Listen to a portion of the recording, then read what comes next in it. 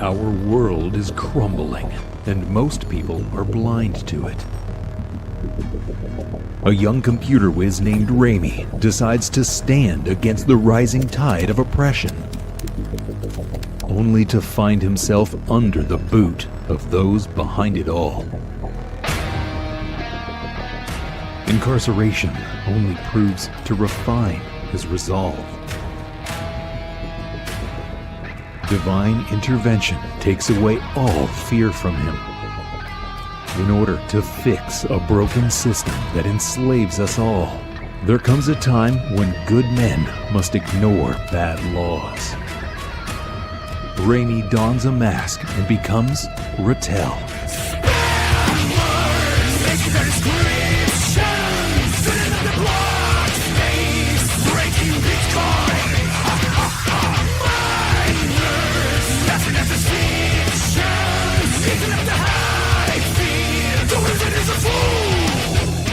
Rattel uses intelligence and technology to combat ancient and dark forces for justice and a better tomorrow. Will Rattel take down the technocratic tyrants who've harnessed an ancient evil, or be crushed by the invisible hand?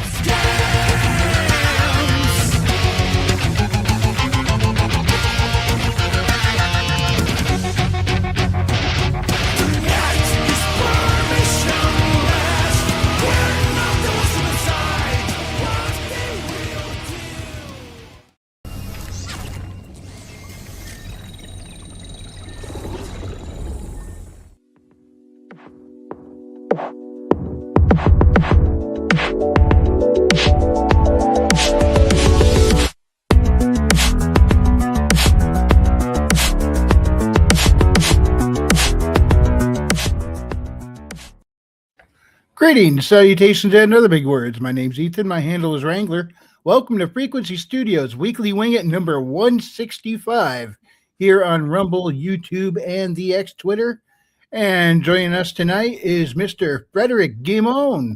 How is everybody tonight? I hope everyone's doing well. I am back at the drawing board drawing some characters. This is a commission for our friend James Esparza, also known as Space Pug or Legal Lizard. And I'll be working on these during the show tonight. Oh, is that Marcy? I don't know her name. Oh, well, she's very pretty. Why, thank you. I guess. Yeah. How you doing, Wrangler? Doing all right. As soon as we went to go live, my cat jumped up and jumped on my forearm, making it difficult for me to move the mouse. So that's his job. It is his job as a cat. And he does it well. A little too well. Yes, let's put you in the big box there.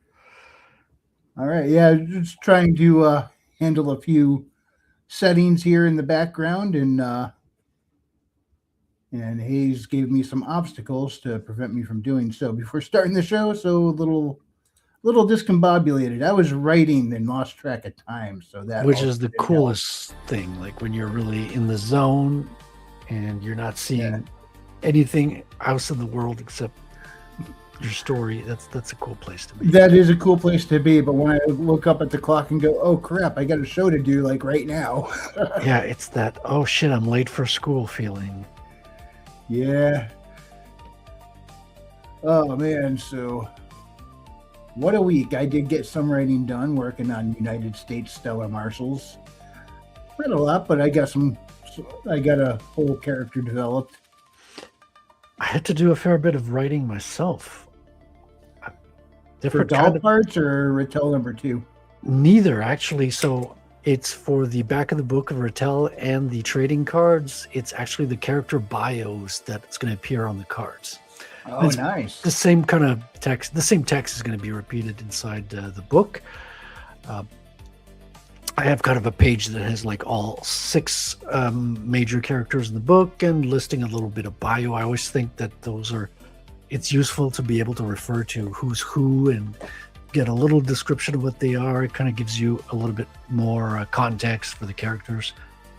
People have been adding that, and I just think it's a great, neat idea to kind of completes the book a little bit. Gives you some context.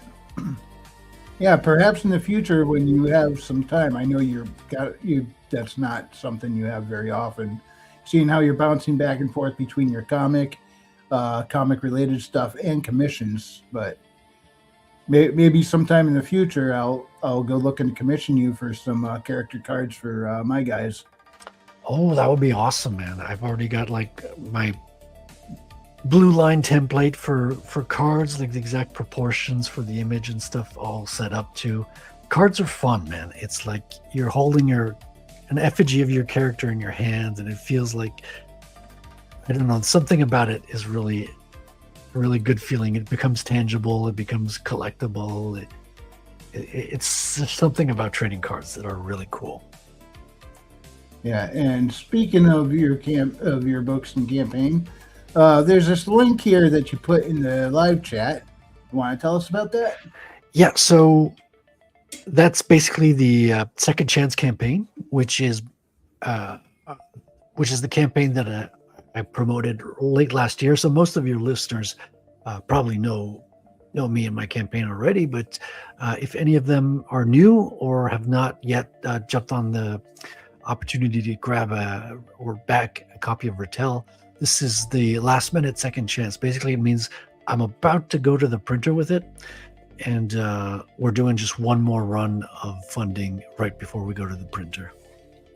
Awesome. And Raven Nevermore has joined us. What's up, Raven? Hey guys, sorry I'm late. Hello, Raven. No problem. How's the writing been going for you? Pretty good. I got 2 pages done yesterday. And then I was thinking about stuff because the entrance for book 1 is kind of rough, and I cleaned it up for reading's sake, but I just kind of left how awful it was there. And then I think I rewrote the entire start yesterday, or at least the first paragraph.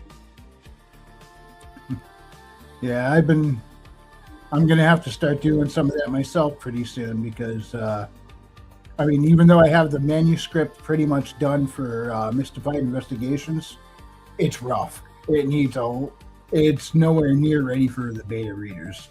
I got a lot of polish and redrafting to do on that. Yeah, I wanted to get a lot more of the story done before I kind of release that to beta readers, but I had a coworker who's like, "Come on, give me something to read."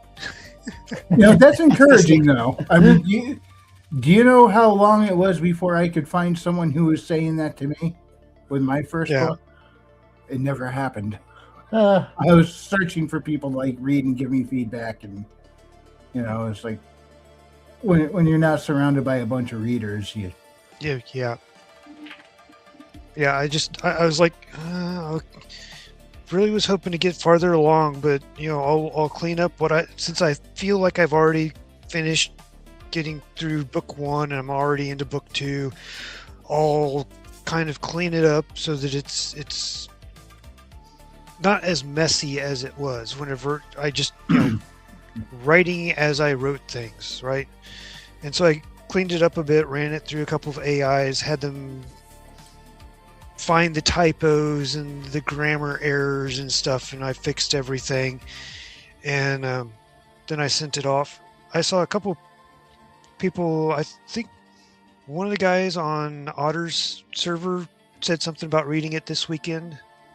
And I know somebody else was talking about reading it this weekend, so I thought today I might get some feedback or some beginning feedback or something. I still haven't heard anything. Yeah. Now I'm wondering about how bad it is.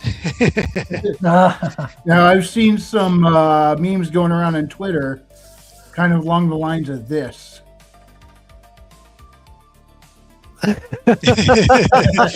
Yeah. Exactly. Oh, man. Oh, that hurt. That hit home, man. Is that a personal attack or something? Yeah. See, I found this on whose page was it? Robin Woods at R Woods Fiction, another author on Twitter. I saw that on her page. She got a follow out of me for this one. Oh yeah. Yep. Yeah, but I was like, that is just way too accurate. I don't know if I like that. So you're right, Fred. That hits real close to home, doesn't it? Yeah. Yeah, I was going through my files today, cleaning up my old downloads folder and stuff, and what I had left in there, my first PDF when I submitted Rattel to Anvil magazine back in the day, and I've not read it, but I've just like gone through it, like all the original art. There's so many ideas. Like honestly, there's like 20 issues worth of ideas that I packed into 20 pages. Way too much stuff early in the day, and he was very polite and everything, but he was like, 20 pages is a bit much. Try to cut it down a little bit, and he was right. I ended up submitting 8 pages after that, but I wrote something completely different.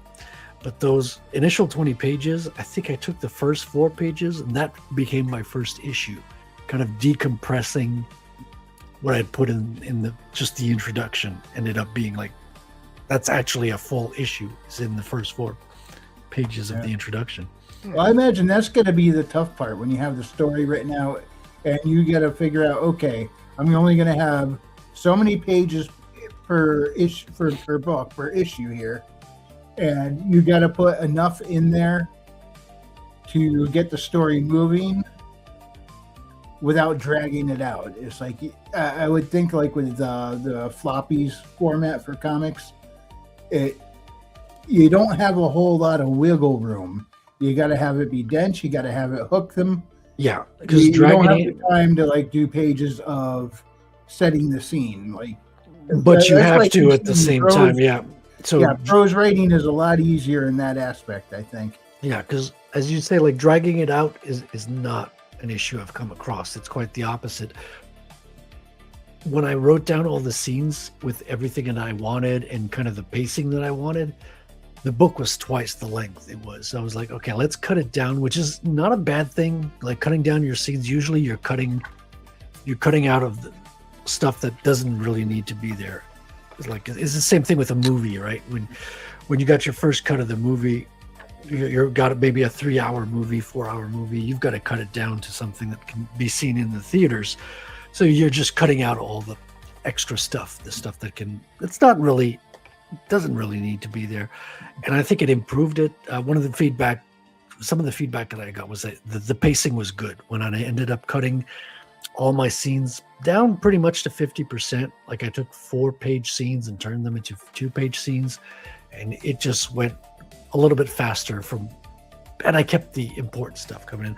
But I wanted to linger on some things. Like I wanted to be kind of an artistic, panning the camera, getting a feel, letting the smoke come off of the coffee cup, and doing some artsy stuff. And but I really wanted the first book to be limited to 24 pages for the simple reason that I wanted to get it done.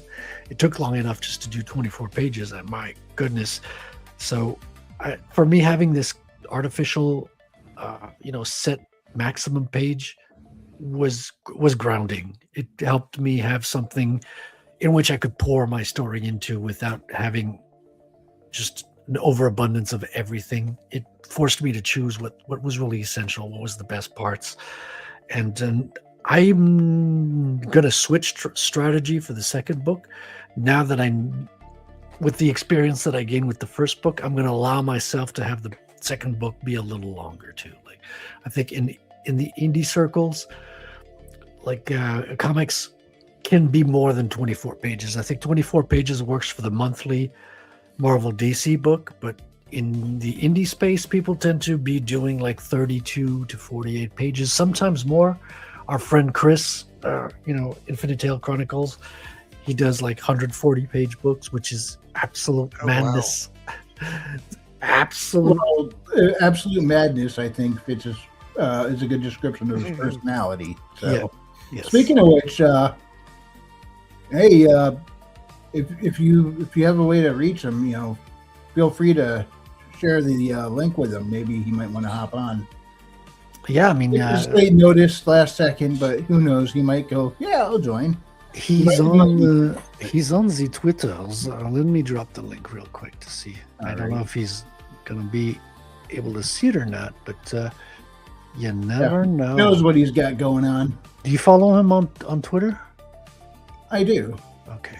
Here, let me drop the link real quick. Although I don't see him on there all that often. Mostly what goes through my thing is stuff from other prose novelists and indie gamers is mostly what I see on there. I think the algorithm learned not to give me all the drama crap. But yeah, tightening it up for that 24-page floppy. I mean, I would imagine if you tried to like make a comic series out of a novel, sometimes the prologue itself could take up one full book if you try to keep everything there. You know, you gotta trim out the fat, so to speak. Yeah, it's not unique to comics. What I was talking about, right? You guys have the same issues of you could just put too much stuff down. What do you guys do? You guys end up trimming your stories a lot too, or how does it work as a novelist? Or do you have like, because you have all this room with pages and it's all text, do you have kind of more freedom to put everything you want in there? How much do you guys? I think end up we cutting? do have a little more freedom, so long as we convey it in a way that holds interest. You know, we don't have just 24 pages to that. You know, we don't have a set number of pages per book to constrict ourselves to. And like my second book is twice as long as the first book. Book 3 is not is longer than book 1, but it's shorter than book 2. Thankfully, I didn't want book 2 to be that long, but that's what I needed for the story. Now there are times where I go through and during the redraft process, I'm like, you know what? These are cool details I have here, but they don't serve the story in any way, in any manner, whatever. Like in book 2, I had this whole thing set up for how the car technology worked in Atlantis, and you know how it would work, like if they go off the grid, if they go to where there aren't roads and energy feeding the energy induction into the cars to keep them going and stuff. If they go off road, what happens? How they're And I'm like, you know what? None of this serves the story whatsoever. It doesn't come into play. It doesn't affect what the characters are doing. So I just yanked it all out. And that was kind of funny because when King Bawb was going through for the developmental edit, he highlights a whole section. He's like, what's this? And I like missed half a paragraph when I took it out. It was like still half there. I'm like, oh, that doesn't make any sense because now half the information is there. It like started mid-sentence. And I'm like, oh, that's not supposed to be there anymore. Thanks for pointing that out. Beep, beep, my ride is here. What's up, Bat Sauce? King Hey, of the Bat Soul Sauce. Festivals. Hey, how's it going, Back Sauce? He says, what's up, what's up? Yeah, is he working on a comic? I think I heard him mention something about a comic at some point. Oh, really? Bats, are you working on a comic? I may be hallucinating. Maybe I'm talking to Grok too much now, and I'm starting to pick up some hallucinations. You mean, do I need to be jealous? Am I not Grok's favorite person anymore? You've got stiff competition now. I've been playing around with some of the Grok Imagine stuff, taking some AI pictures. Dude, I saw... Okay, I'm going to jump from one thing to another like a headless chicken. But on Saturday, we had Shane Davis on. And Shane, incredible artist, he has a comic book trailer with little art. Like, you know how we animate our art now in the trailers?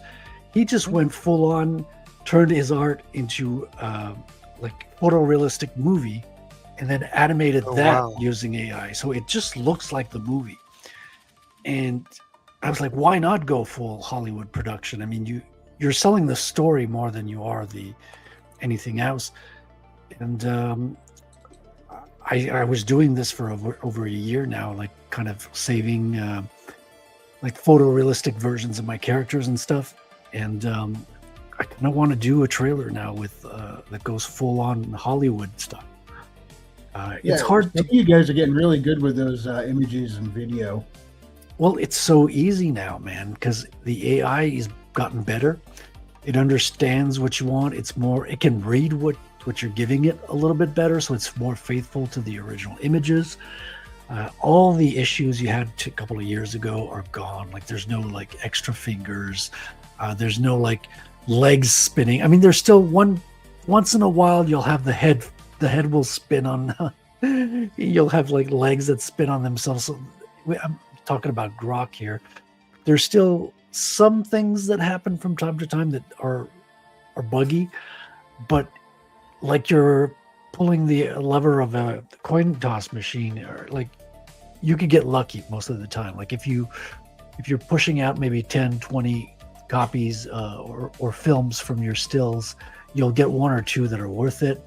And you can edit those together, and you might not get exactly what you plan in your head, but I think it's the same with making a movie in real life. Like you bring the actors in, you bring your team, your crew, you might have a script, but what happens on set can surprise you, and you end up working with what you got more than what you had in mind at some point. Like your art kind of takes a life of its own during the process too.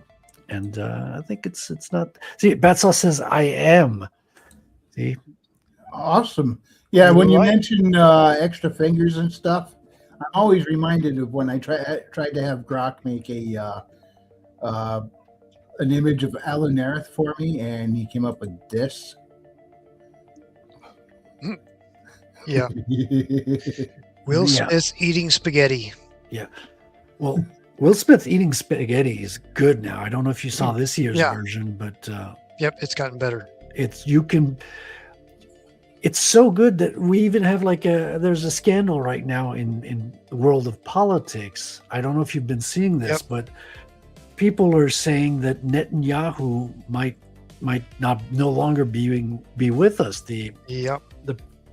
Prime Minister of Israel. He keeps putting out videos saying, "I'm alive. Look at my hands. I don't have 6 fingers." But people spot like when you watch his. People have been saying, "Oh, he's got an extra finger," but I don't buy that because it's the palm of his hand. It's kind of like an artifact. I didn't buy that part, but in the same clip, some of his teeth disappear during a frame or two, and I'm like, "Well, that's obvious. That's AI, right? It's There's- clearly AI." Wondering, There's like, no way yeah. this picture up here on screen is AI, though. This absolutely real. It has all the count the fingers, right? Yeah. All the fingers are- Here, see, he's got all 6 right there. So looks real to me. he's got 16 fingers. Yeah, and then there was the coffee film. So he's Yeah. like, "Look, I'm here. Look at my hand. It's got 5 fingers." And then he picks up a coffee which is filled to the brim, and he's not And even it changes height. Yeah, he's not even careful with it. It changes height. I didn't notice that, but like it's almost like at an angle, and it's filled to the brim, but it's not spilling, not Yeah. even one bit. That was another thing that was pointed out. And another video today that I saw right before coming on, it looks really good, but there's lots of cuts, and his ring disappears during a couple of frames. So he it- knows now magic the- tricks. That's cool. The angle on the hand and the ring, it could be like an artifact or something, like the color of the ring and stuff in the lighting and stuff could end up blending into that, considering or depending upon the camera and such. Yeah, these are all like little things, but like put together, It's all adding up. Yeah, the more you put some of these coincidences together, you're like, you can have 1 or 2 coincidences, but especially seeing the teeth disappear during the first video, I'm like, whoa, okay, that like teeth don't just disappear in a conversation.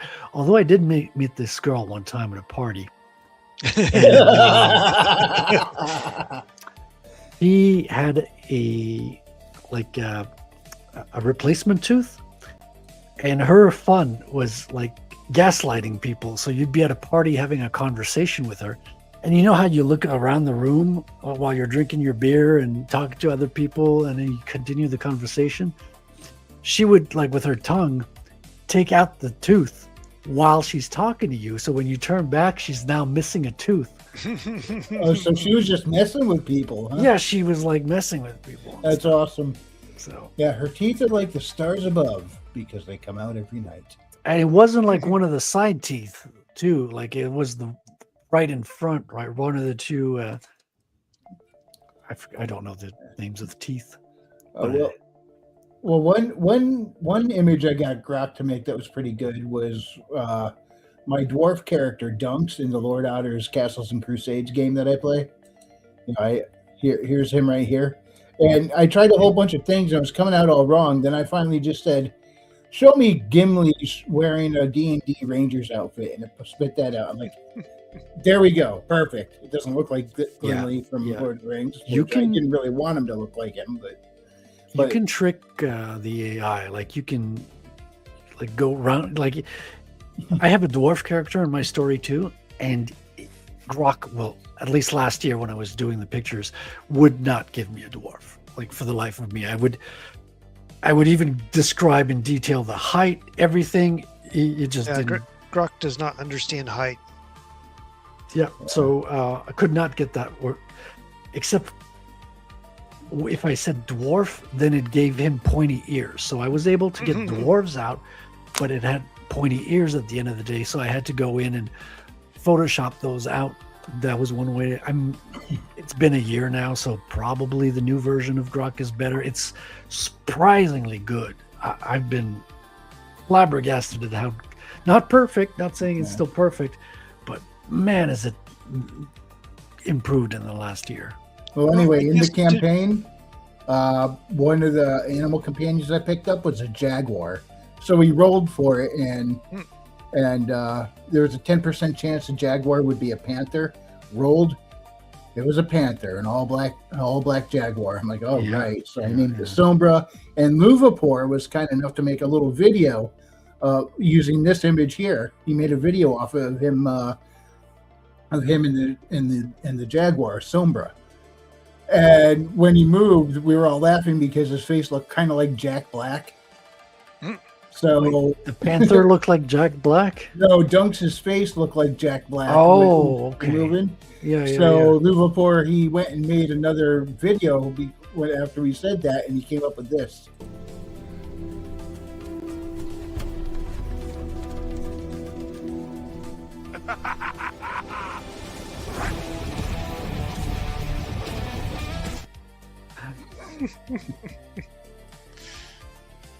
And it's so effortless, man. You can big limit is it's still 720p, the highest quality you can get off of Grok.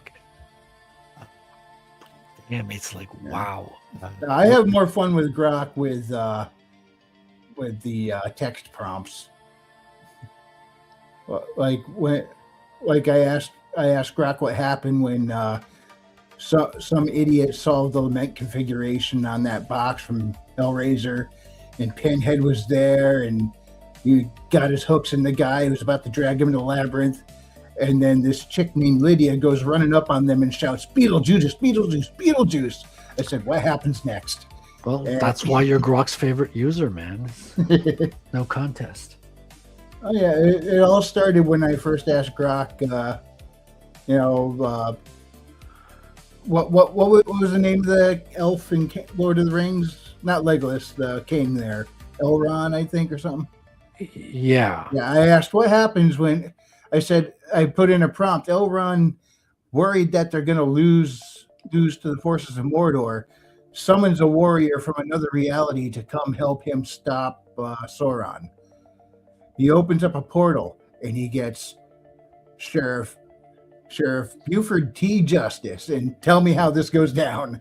And it was just a wild story about him borrowing Gandalf's fireworks and running down orcs with his old Pontiac and stuff like that. It was a freaking blast. I have a theory, though, that Elrond is not the real Elrond, that he's actually possessed by one of the aged Smiths from the Matrix. Oh, you thought that too, huh? Mm-hmm. I mean, just look at him. Yep, they look so similar. Yeah, Elrond goes up to Sauron. I know who you are, Mr. Anderson. There's no phones in Lord of the Rings. Yeah. That's why they use a tin can with a wire.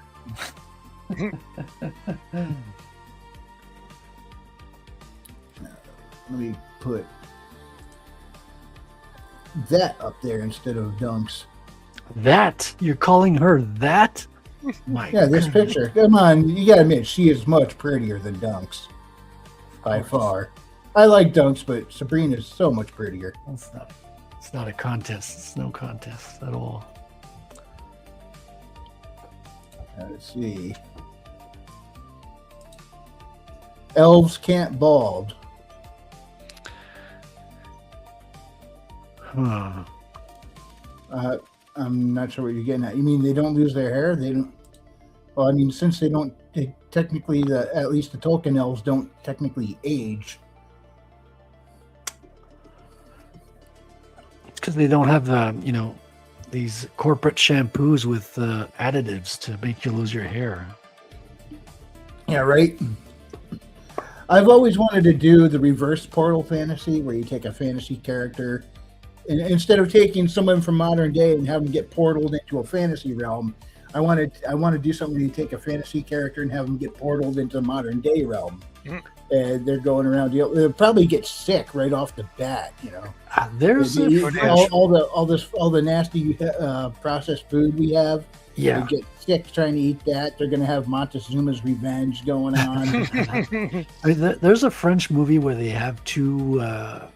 It's not a fantasy world, but two medieval warriors, well, warriors loose, but soldiers that just get transported to modern day France. And that's basically the plot of the movie. Bad Sauce says, yeah, Elrond was balding. Agent Smith confirmed. See? Theory. It's not just a theory.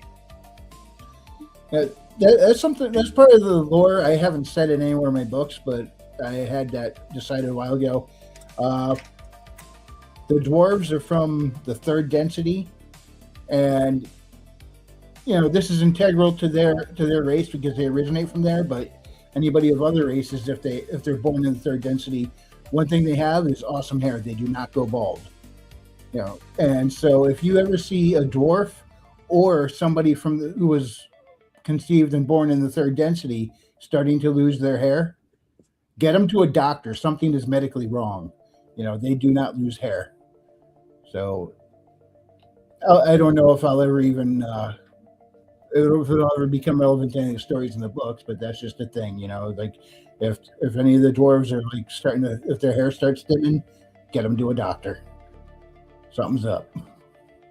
They've been in the sun under the sun too long. Under the dwarven sun. Get them back underground. Oh, that was something I tried to consider for a while. It's like they have these underground, the complete underground infrastructure stuff set up. What about food, hunting, growing? They can't just sustain that. So like the dwarven cities, even though a good chunk of it's underground, they have a pretty decent part of it being topside because they need to sustain themselves. Yeah. I have an actual experience with that. I can answer that question because I've played Dwarf Fortress. They can sustain themselves off of mushroom, and they can make mushroom beer. So beer is their primary source of beer. Nutrition. And yeah, they still, like, even though they live underground, doesn't mean they don't have access to the outside world. Like they'll although I do have some areas where they don't have to, because it took me a while to figure out. Because I wanted a complete enclosed, self-sustaining underground environment, and I had to come up with a way where they actually have light, day-night cycle, can grow stuff, and it's something that first density being the human realm, it won't work. It has to do with sonoluminescence, which you need an actual body of water for it to work. But I'm like, these are other densities. There are things that are slightly different in the physics. Okay, it can work with a big billowing mist cloud up above the up along the top of the cavern, and so that produces light and heat on a 24-hour cycle. But what's up, James? Hail, friends. James. Hey, how you doing, sir? Doing well. Hopefully everybody is doing well today. It's a Yep. beautiful day. What you got going on? Today I've gotten plenty of writing done, got plenty of work done over the weekend. Good. Got a long work week ahead of me, but I get to have Friday off, so that's good.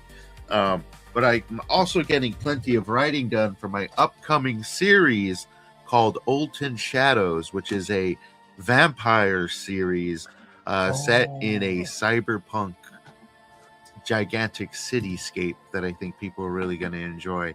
It's been fun writing it so far. I'm on the 3rd episode. It's going to be a short series between 8 to 10 episodes.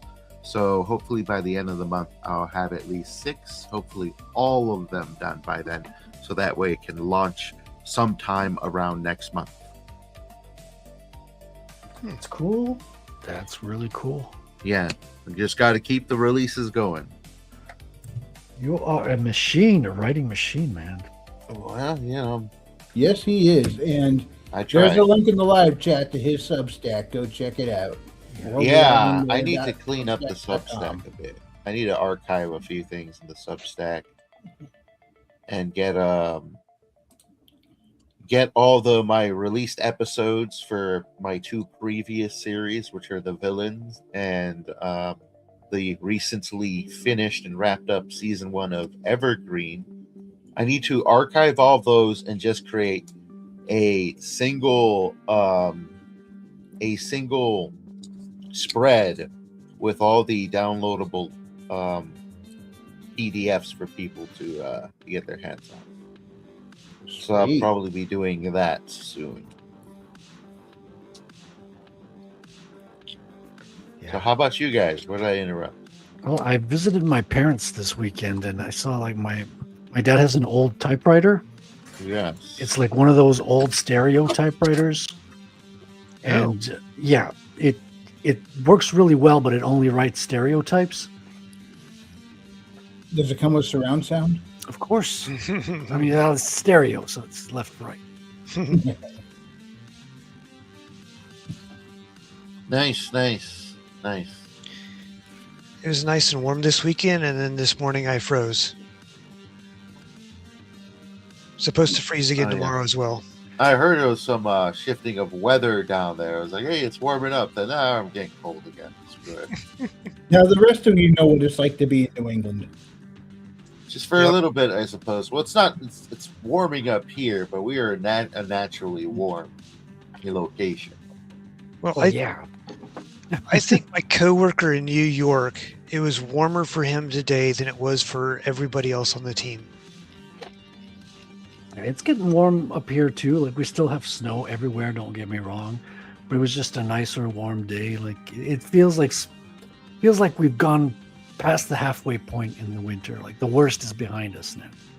Yeah. I've got another coworker in Colorado and another one in Atlanta, Georgia. So it's like Georgia, Texas, colder than New York. Uh-huh.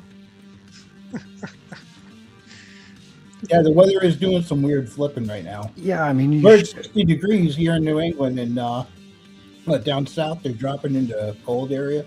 yeah, you guys had more snow down there than we got up here as well, which is Weird. not normal. Yeah. Yeah. And it's not out of the hand for my area, but for a lot of the other areas of the country, they got hit harder than usual. I mean, New England, we just flip-flop all over the place. We get all 4 seasons in a day here. That's just kind of normal. That's a very strange area. Well, I'm a strange guy. What do you expect? Suppose, right? Man of the land. So boys, Yes, sir. what do you think about the recent cancellations that have been going on? We recently heard that Buffy the Vampire Slayer reboot has been canceled. But it sounds like the script was actually rather woke. You guys heard about this? I did. I was actually kind of glad. I'm like, this is one of those, I just want to see it left alone. I saw a video of the actress saying sorry it got canceled. I think it was Clownfish that was doing a review on that because they were talking about, or they played the one from Firefly 2 as well, and it sounds like instead of doing like a Kickstarter to do like a pilot episode or something. They're like just going straight to places and trying to get funding for it. Now, is Yeah, that the other due to two, the Firefly, Warner merger? Is that due to the acquisition of Warner? I'm not sure, but it sounds like they had to get permission from a whole bunch of people, and they got permission from everybody. I think it was They were going to do it on Disney. Hulu, and Hulu decided Yeah. not to move forward with it. Yeah. But the I've same heard thing about with Firefly. They were wanting to continue Firefly, but what they're doing here is they are still going to continue, but not in the way they originally were. They're not going to do a live action. They're going to Uh-huh. do animated, Animated. Yeah. which that might work. Because That they're might getting even be all the better. old cast back to Yeah. to reprise their roles, with the exception of Ron Glass, because, well, R.I.P. So they Existing have to cast, recast Shepherd Book. yeah, is kind of already a bit old. So I think that's also why they're kind of doing the anime. Or, Yeah, exactly. Or whatever. It might Um, even be better because you can't recapture the past, especially after such a long hiatus. Yeah, that's what I'm thinking. I'm hearing some people just like, "Oh, I can't believe it's going to be animation after all this build up." Like, I'm actually slightly hopeful for that. exactly. Like a lot of people have been talking about how it's like, "Oh, we need new animation." You know, it would be nice to see some animation. Like, hey, well, here you go. Because animation's almost going extinct now because it's just not affordable. One thing I am looking forward to is the King Conan with Arnold Schwarzenegger, Ooh, which yeah. it is like a long time has passed since the movie, but it's appropriate King at the same Conan. time because the character is aged and he's a king now, so it makes sense in story too. Exactly. The Conan lore is spread across like his life. So it makes perfect sense. I think if they pull it off, it could be really good. So I interesting. wonder if they'll draw from Cole.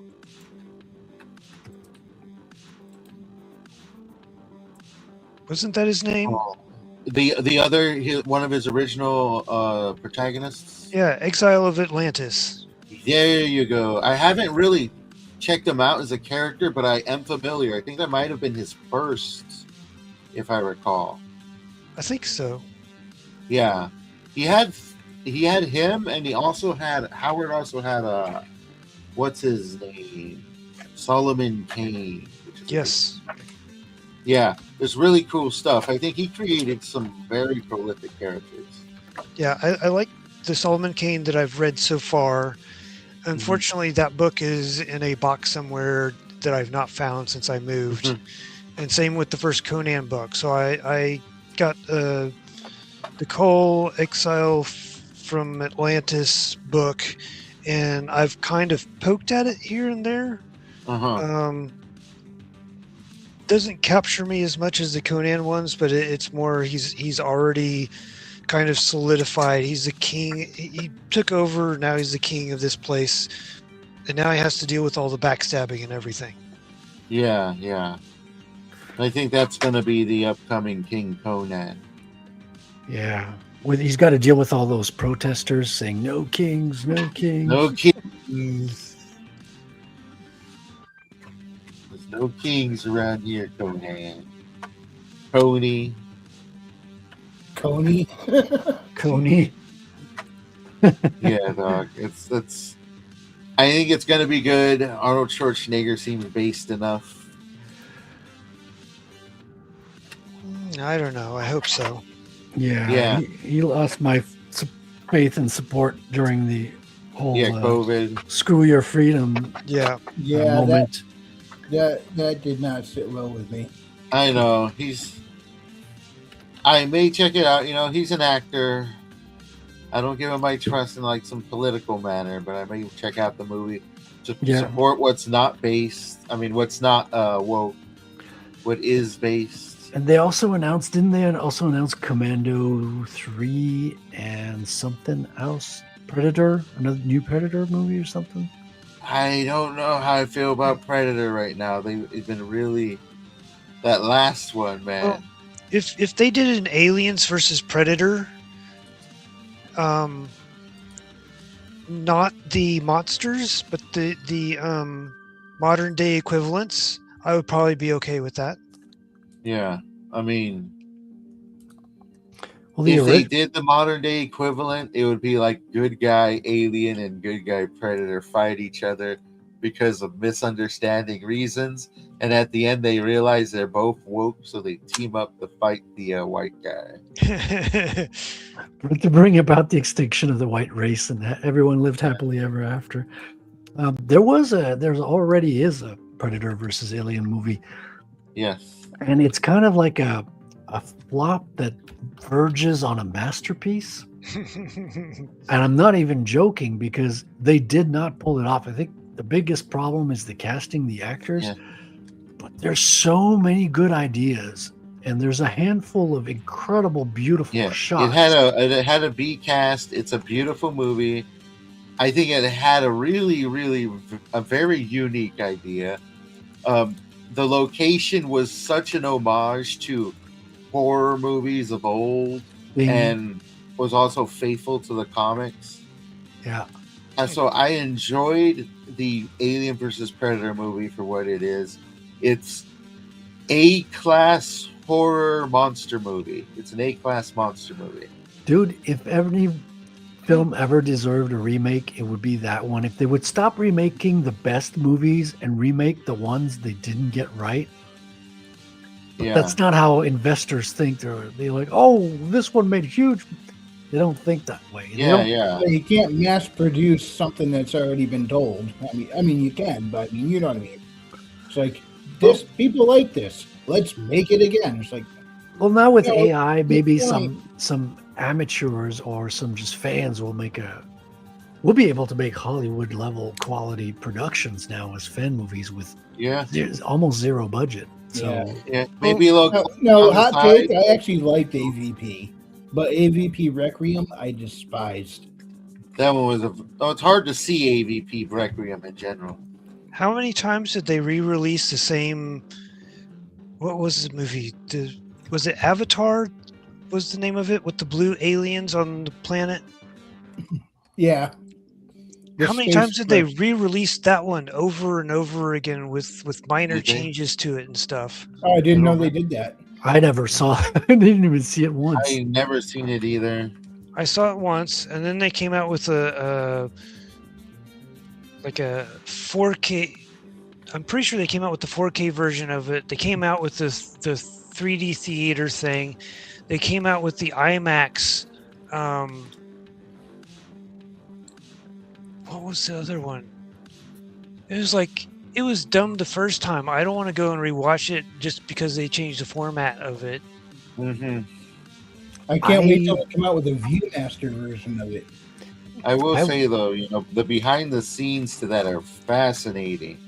What's his name? Ridley Scott is definitely on the spectrum. Ridley Scott?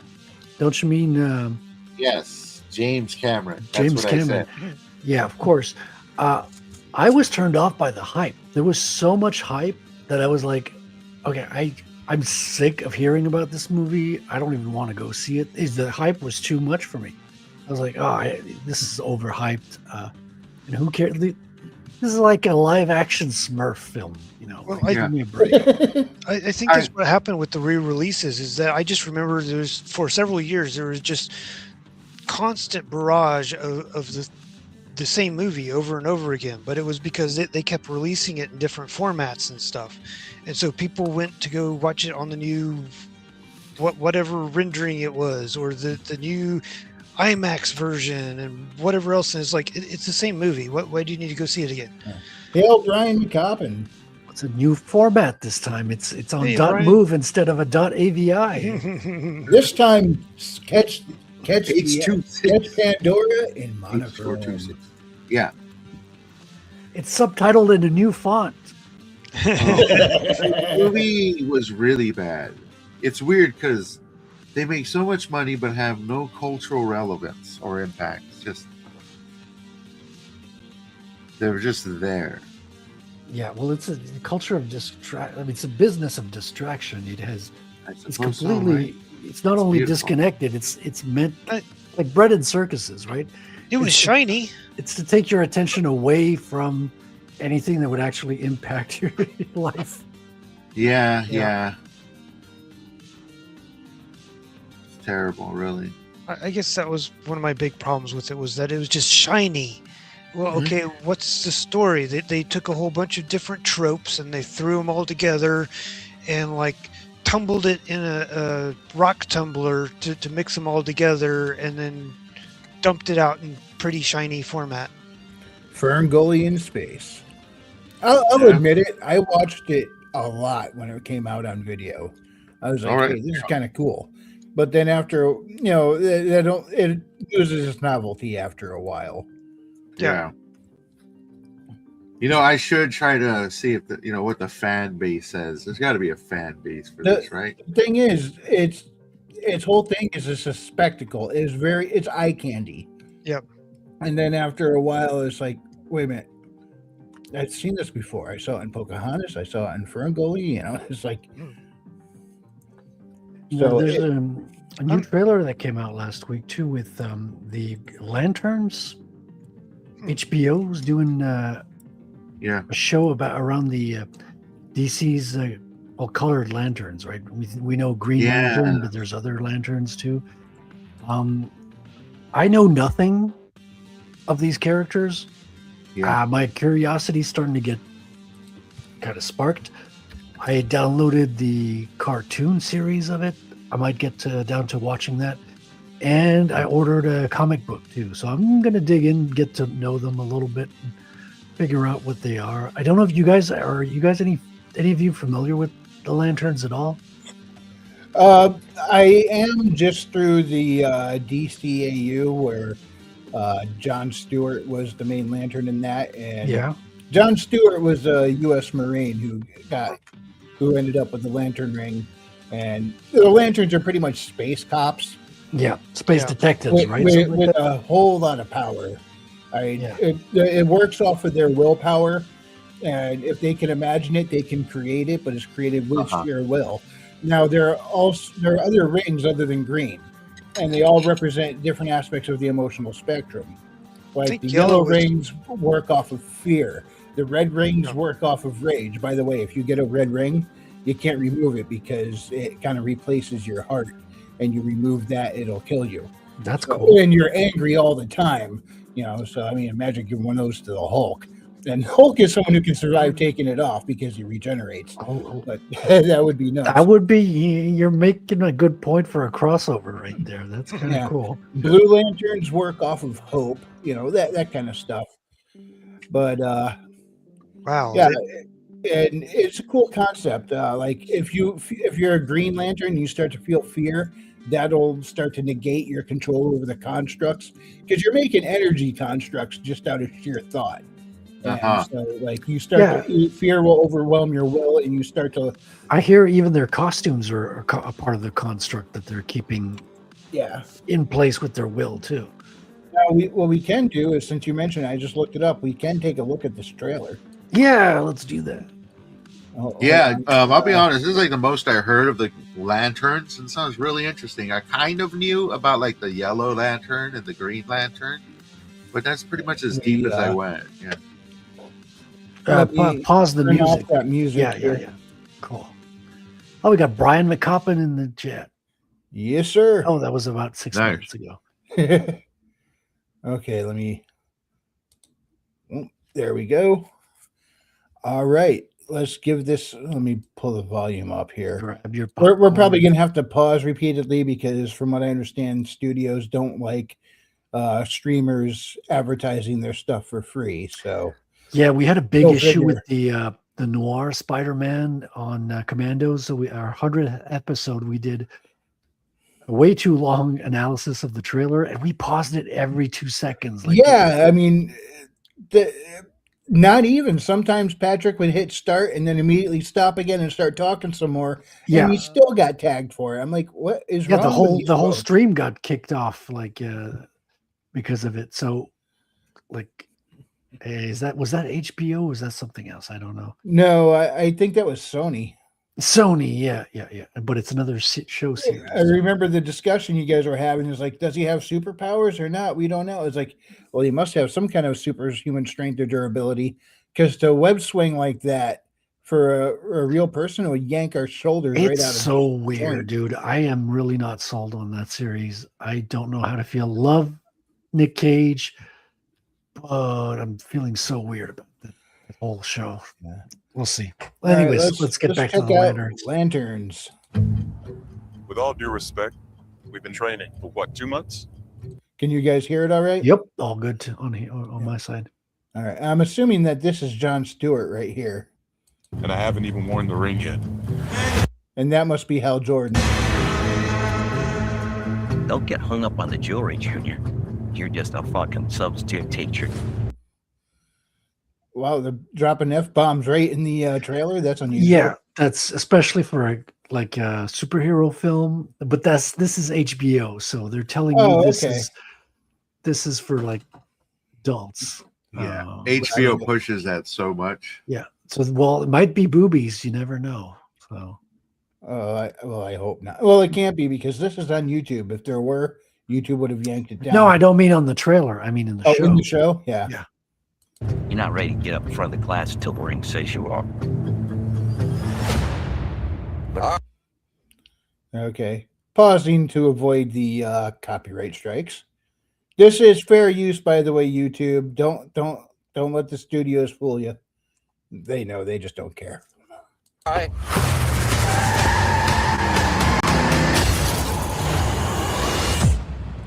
Oops. That's a first lesson. Could have died. You want me to train you? I'm training you. He's trying to kill him.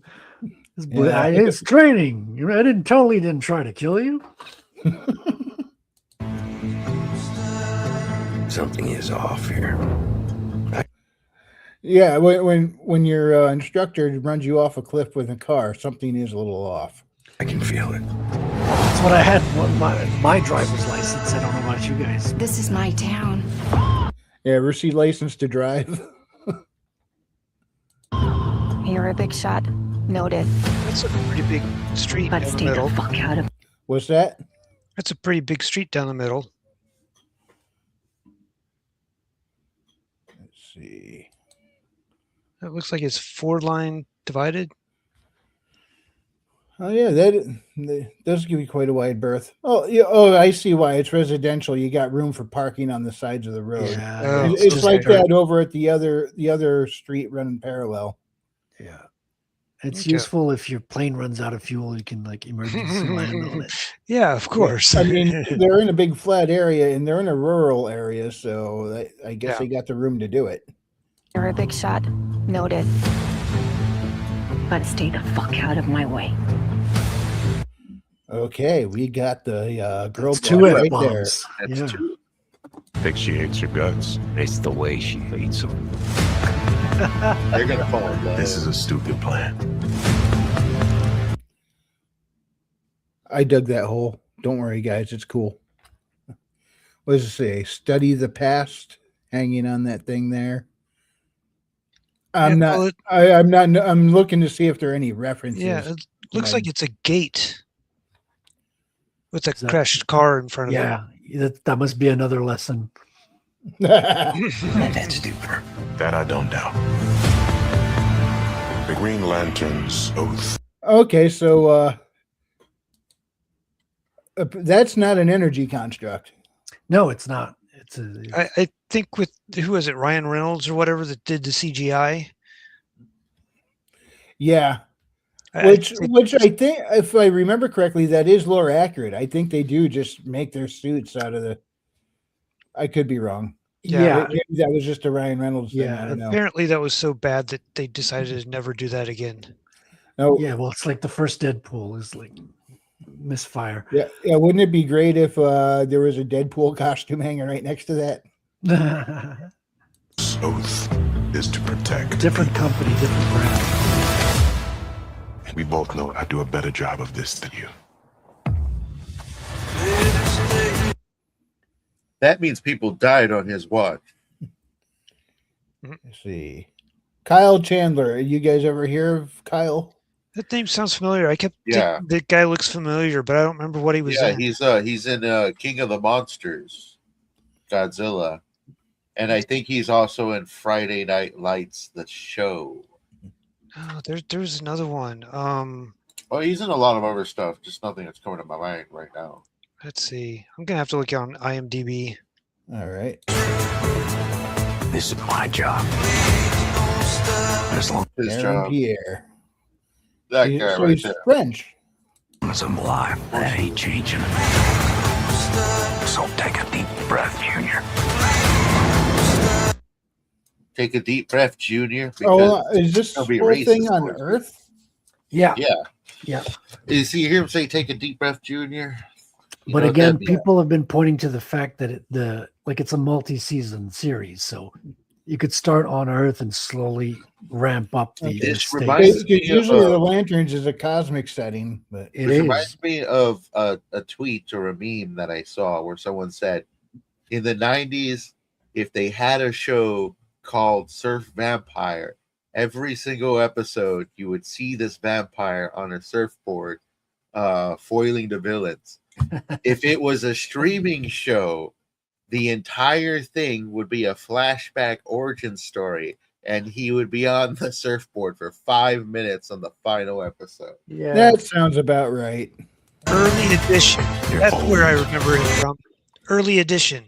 I remember that show. That was him? Yes. That was That a was long time ago. Yep. Was that good? He gets tomorrow's newspaper today, and so he knows what's going to Oh. happen tomorrow, and so he ends up or I guess he ends up knowing what's going to remember that happen show for now. today because he gets tomorrow's newspaper. Well, that's a good So he concept. gets to solve mysteries and stuff using tomorrow's newspaper. Yeah, it was pretty fun. I remember enjoying that show. You're tired. I wonder if we've been pegged yet by the copyright overlords. I'm tired. Ping. Boom! Your time is up.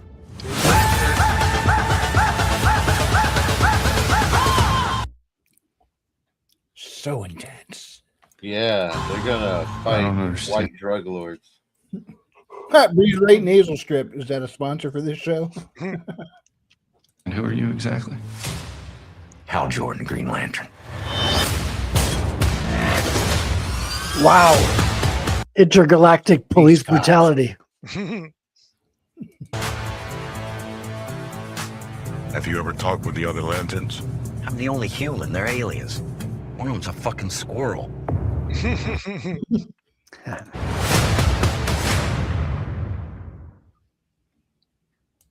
When is this coming out? I don't think I didn't see. Hey, Christy. Hi, Chrissy. How's it Hey, going? and Herman is there too. Really? Oh, me it looks like switch Raven. on over. Oh yeah, the chat's been going while we've been checking this out. Let's see. Herman calls it lame Lame turds. birds. Good to see you, Herman. Good to see you, Christy. Were you a reader of the Lanterns, Herman? Are you familiar with the lore at all? I'm curious. I'm kind of discovering them. One member of the Lantern Corps is a planet, a sentient planet. So- Yeah, some of them are like weird aliens or animals, and it's based on the willpower that they get selected, apparently. Oops.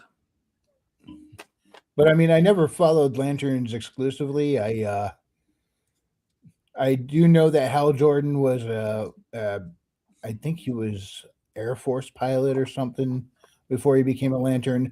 John Stewart was a U.S. Marine.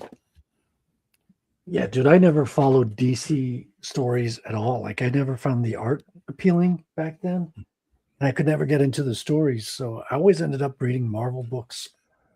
Even Well, though I tried, like, I gave it a shot. I'm like, okay, to them picking up a DC book, let's grab one. But I was like, yeah, forget it. They're not interesting. Yeah, I got into the DCAU that started off with Batman the Animated Series, that whole thing. Yeah. And I did like that. That's why Kevin Conroy will always be the voice in my head when I read a Batman comic. I think it was Justice League of America or something was one of the ones that I watched with like, or maybe it was even earlier with Wonder Woman and her invisible plane, And Oh, Challenge of the Super Friends. I always thought that was Hawkeye. silly. We had the cartoon when I was growing up, and I was like, I was eye rolling. Come on, like you guys are just too lazy to draw the fucking. Yeah, that was spaceship. Challenge of the Super Friends, where they're at the Hall of Justice, and all the bad guys were. That you hear that over dramatic narrator voice come on saying, "Meanwhile, at the Legion of Doom." Yeah, I was a little kid. There's nothing else to watch, and it was like, well, okay, this is more interesting than whatever. I think that's the Batman and Robin that would constantly cross over with Scooby Doo. Maybe. Well, it was all Hanna-Barbera at the time, so. Okay, yeah. And that was the Aquaman that got all the Aquaman jokes going. Like he can't do anything if he's not in the water, and all he could do is talk to fish. And, now Aquaman is like dang near on par with Kryptonians. Well, it depends on which Aquaman you're talking about. You know, I'm referring to the meme now. It's like Aquaman. I have to bring that back up then. yeah, is it the original Aquaman or what your first draft? Of Aquaman? Let me go find it. I didn't mean to make you scroll there, but Worth it. For this one, worth it. yeah. I always thought Namor was an interesting one too, because like every Marvel hero had their DC equivalent and vice versa. Yeah, there. The book in my head, my first draft. I need that, man. I need that over my art table. Yep. Yeah, you gotta cut the fat, literally. Yeah, that is accurate on a few levels. So, what do you guys think of the Lanterns trailer? Curious? I am curious. I'm not like totally enthused, but I am curious. Yeah, same here. I'm more like my curiosity sparked. Also, not knowing any of the lore or not being a fan of the book usually helps with the adaptation because you're more open to whatever they're presenting. Yeah. And you're not noticing all the differences. And yeah. Well, it's kind of like M. Night Shyamalan Ding Dong's Avatar, The Last Airbender. I watched that and I heard everybody complain about it. I'm like, I thought it was all right. Why is everybody so upset? And then I watched the original Avatar. I'm like, oh, now I get it. Yeah. The cartoon is really, really good. I love that. I mean, that is just a dang good story. Yeah. And there's so many people who watch the movie and they're like, yeah, it's all right. But they would never give the cartoon the time of day because it's a cartoon. It's for kids. Yeah. But the storytelling is so much more depth and character growth and detail. And if in many ways it's more mature than the movie. I don't mean mature as in, the voice actors need to be an adult. I mean, like, just as in quality. Oh yeah, the wise Uncle Iroh. He was my favorite character. He's so funny, man. He's like really, really good. All the kids had good voice actors too. Yep. And he was also the voice of Splinter in the TMNT movie. Yeah, we mentioned that a couple of weeks ago. Yeah, he was awesome. And listen, like when they did the second series, Korra, it was the same creative team, but that one was terrible. I couldn't even get I couldn't get 3 or 4 episodes in. I was like, oh, I'm done with this. There was I think I watched most of that. And part of it was I liked some of the ideas and stuff, but the way that they did some of the stuff was just it was bad. Well, it was like the origin, like it was one of the first things to go woke. Like they made the girl a girl boss. She was a lesbian now, or hinted at such things. It was like it was woke before woke. It was one of the first to kind of go that way. Yeah, and the corporate way. It was the progression from let's make a spinoff and gender bend the lead. Yeah, before I had watched all of it, my son had told me, "Oh yeah, Avatar was really good," but Korra was an abomination. I'm like, what? Now I get it. Yeah, I haven't gotten into it too much to see the abomination part, but I believe him because I was turned off like straight from the get-go. And this was before like the awareness of woke stuff. I was just like, this doesn't feel right. This is I liked some of the extensions of things like the metal bending and some of the other different things that they beyond like the original 4 elements. That was kind of an interesting aspect because it kind of came as like they're now moving into a steampunk era. Now instead of like just water and fire, they have steam, or instead of metal and fire, you've got metal bending. Sorry. Magneto. No, it's good, man. It's because it's the same creative team. It's not like they got taken over by somebody else. It's not like corporate came in and said, okay, no, we have to do this, this, and that. It was just their natural evolution of where they wanted to take it. And yeah. But the first one's still good. Like the one with Aang, it's a yeah. perfect series. I think, what is it? Yeah. You call them books. Every season is book. It is a may book. actually be the best Western animation ever made. Well, yeah. Yeah. It is really, really that good. It's really is that good. It's so good. People think it was made in Japan. Well, they took, I think it was Cell, like the in-betweens were made in the East, obviously. But yeah, they did take style. Like they were in love with Japan. They were inspired. In a way, it's almost like an homage to anime. Oh yeah. Yeah, but it was better because I don't know. There's something magical about it. It was infused with like Chinese history. Oh yeah. So a lot of things that China can't even do, and Japan won't do because they hate the Chinese. So only like an American in love with ancestral China could do something like that. That makes sense, actually. But just to divert from the conversation real quick, so I'll let folks know that Christy has a GoFundMe. She's trying to get some medical stuff done for her cats. So I'm just going to throw that in the chat. If anybody is interested in helping her out, go ahead and click the link. It's right there. But you got a good point, though. A lot of different cultural clashes.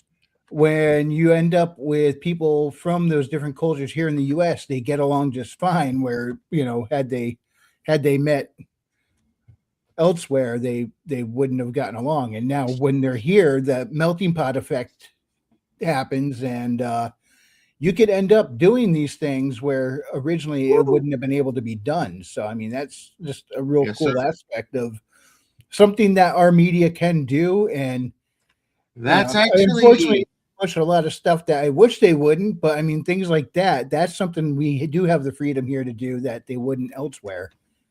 That's actually kind of how we got Silent Hill as well, because Silent Hill was essentially a Japanese homage to American horror. Oh, that's cool. I love that when the cross culture gets inspired and they do their own take on things. Yeah. Exactly. So there's, bits of inspiration can really go far. Well, it's like the 7 Samurai and all the various spin-offs and even the spin-offs of the spin-offs. Didn't the 7 Samurai like totally copy Star Wars? Yeah.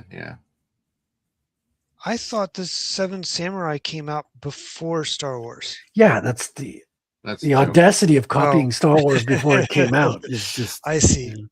But there in Star Wars Clone Wars, there was a cartoon episode where they gave an homage to the 7 Samurai. That's cool. I love that cartoon. That one's so unusual for Star Wars. It was different from all the other stuff. Like I grew up watching the Droids cartoon. It was all right, but it's not great. But that cartoon you're talking about, I think it's cut in 2 parts, is really, really good. And it shows the origins of the Jedi, of the Force, in a kind of ancestral way, like with cave paintings and things like that. And it was so stylish. It's unusual to see Star Wars so stylized like that, but it worked really, really well. Which one are you talking about? Are you talking about the first, like the there was a set that was done by the artist who did Samurai Jack? That's the one I'm thinking of. Yeah. Okay. Yeah. And that one was great. Loved that. And then they did a follow-up series that was like multiple different seasons based upon the story that came out of that. Is that good? I thought it was pretty good. And that's the one that had, and one of those episodes is one of the ones that has an homage to the Seven Samurai. I think it was like in season 6 or something. There's like one season where they had like almost every single episode in that season was an homage to something that came before. Because there's like a Godzilla episode. I don't remember what the other ones were, but it was like I don't know that it's every single episode, but there was a good chunk, like at least in the middle of that season, that each episode was an homage to just some old movie or something else.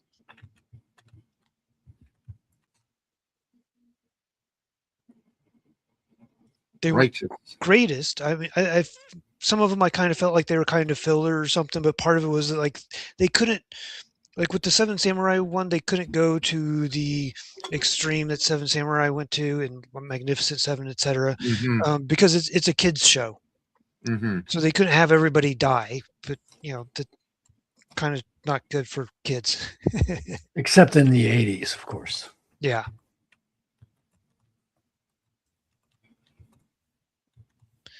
But yeah, Seven Samurai, Magnificent Seven, Return of the Magnificent Seven, Samurai 7, and I know there's another couple ones that are very closely related, and then there's some that are just an homage.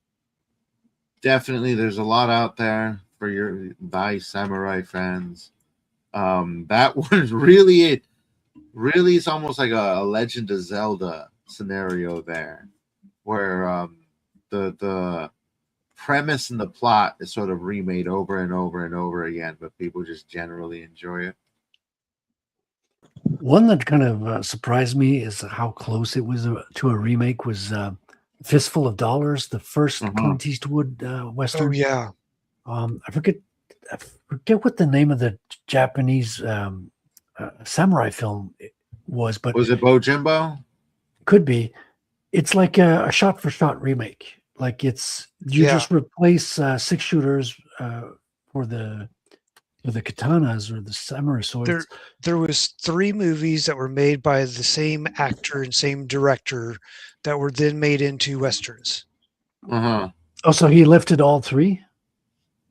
Yojimbo and the other one that was regarding the same character, but then also the Seven Samurai also had the same director and same actor. But that's a different character in that one. Readout says, I know everyone eviscerates the series because of the status of current Star Wars, but I still enjoyed portions of Filoni's Clone Wars series. Yeah, Filoni can do good stuff. In fact, because of that, people thought it was going to be a good thing when Filoni was jumping back in. So I mean, Filoni does have talent and ability, but I don't know. What do you think? He became too much of a lapdog to Darth Karen in later years, or do you think he got full of himself? A little bit of the lapdog, but I mean, to be honest, he's also one where I think, like, I just think he doesn't take it seriously. Like, I think he's just it is just a movie. He's responsible for the continuity, and I think he laughs it off now more than anything. I don't think he takes the job seriously. So, and of course it is all made up, but you have to take your fictional world seriously if you want people to watch it, to take it seriously. Yeah. And I think he's checked out, to be honest. Like, I think he's been in it too long that it's just become a 9 to 5, and it's not. It's a paycheck. Yeah. Now, the readout also says everything has its time and place, and rarely, very rarely, you can never go home. He also says Dave Filoni also came from the creative team of the Avatar: The Last Airbender during its original run. I didn't know that. So clearly, he does have some talent in him, but Yeah. Yeah. What do you think? Do we have way too many remakes and rehashes going on these days? I think, and people are just they're keep drawing from the same well over and over again to the point where the wells are running dry. Uh-huh. Yeah, well, there's no real creativity in Hollywood anymore, so it's they can't come up with anything new. So the only thing that they can figure out is let's go and remake this and do it the way that we wanted the original thing to be, anyways. Yeah, and I don't know if it's the lack of creativity, but the fact that there's no small budget productions Yeah. anymore. Ever since they put Harvey Weinstein in jail, there's no small to medium budget stuff. It's all huge, large I think budgets, and they're taking no risk with those. So they that's have to it right prove, there. They have to prove that this is a guaranteed thing. So therefore, it has to have a fan following. It has even to have been made before to prove that it worked once before, and that's when you get into the crap, the trap, the crap, the trap, the crap trap. Yeah, but I mean, where you said the risk thing, they are risk averse. It's a lot of film by committee. They want to know it's going to sell well before they do it, so they don't take a chance on something new. Yeah, But the problem with that is that you just get in a rut, and then nobody wants to see the rut. Readout also says there will never be a return of Hollywood at this point. The well is dry, and there are just too many alternative sources for moving picture entertainment. Yeah, they've kicked all the creative people out because they didn't agree with them. I think I heard Hollywood's starting to hire back a whole bunch of people that got Me Too'd out of there because they're desperate and they're like, "You guys came up with good stuff. Please come back." That'd be cool. I'd like to see it happen. I don't care if some of them are douchebags. Like, the douchebags are the least sickening people in Hollywood. Yeah, good point. A lot of these people who got Me Too'd over stuff that is ridiculously tame compared to what's going around over there right now. So, which is pretty sad state of affairs, I have to say. Yeah, they were just given up as sacrificial lambs. Yeah, to protect the peds.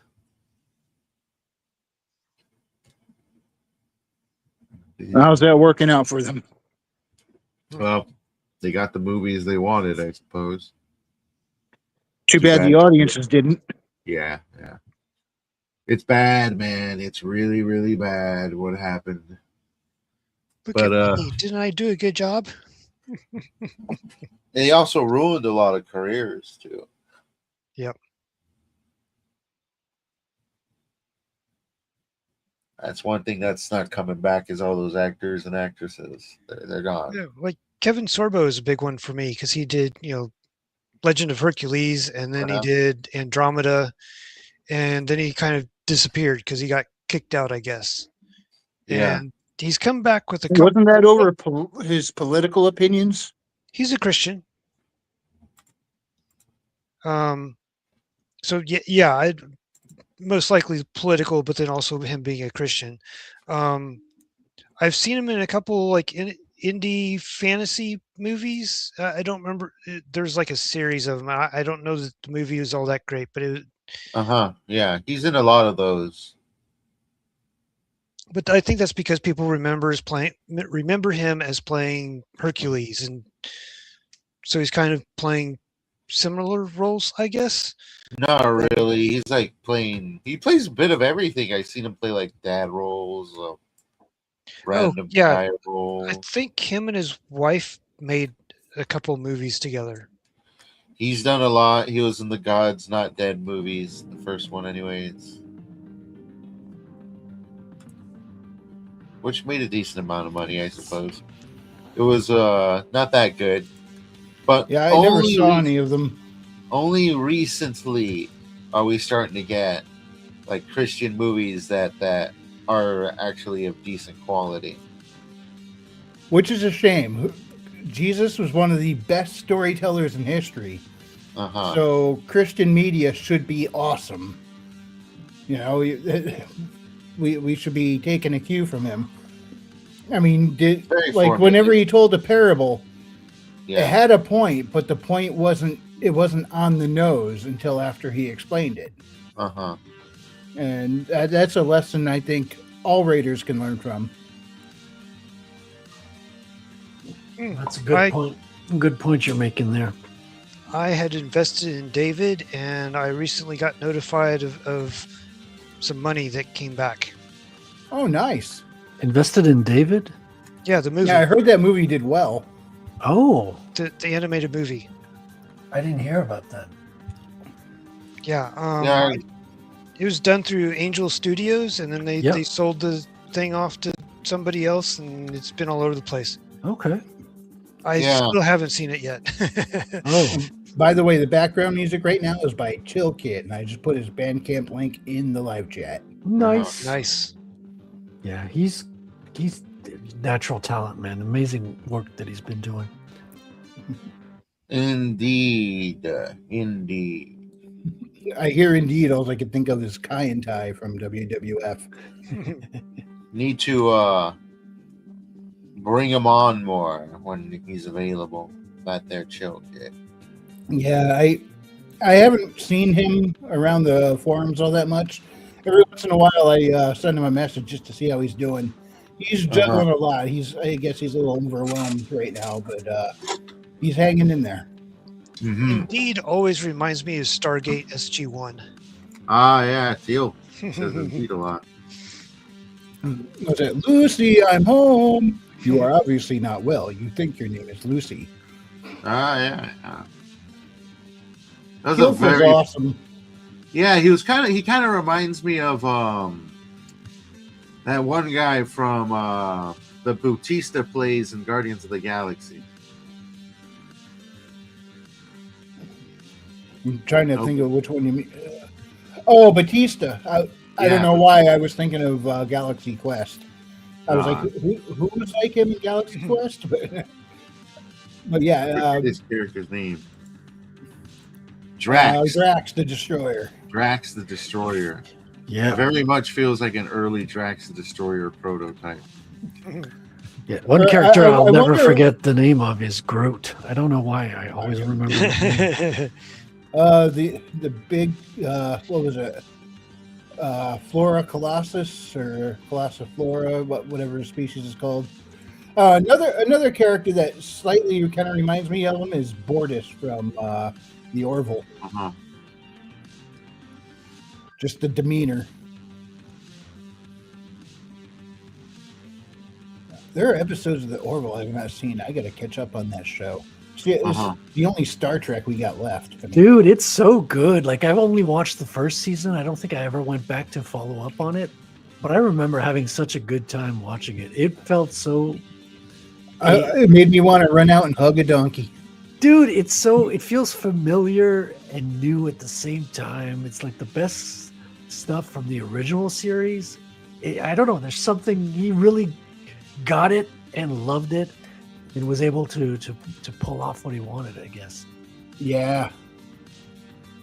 I could definitely do with some more Orville because, I mean, Seth MacFarlane does Star Trek better than Star Trek nowadays. Oh, he's a fan. Yeah. Yeah, dude, it's like, it's almost humiliating because he was able to do Star Trek without the license, and the people who have all the license and all the budget in the world can't even pull it off, or refuse to, or don't want to, or just they're abusing the license to push their, well, you know the drill. Mm-hmm. Yeah. I mean, look at that. That's just a gorgeous bridge right there. It's funny because it's like it's satire at the same time as really capturing the essence of the original show. It's a lot of good. Yeah, it started off more satire, and then I noticed it was becoming as it went on, it was suddenly becoming less goofy and more serious, and it became more of an homage to Star Trek than anything. Mm-hmm.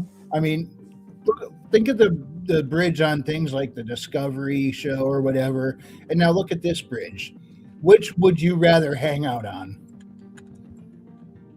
Now, let me look up Star Trek Discovery Bridge and see if I get a picture of that up here so we can compare. Mm-hmm.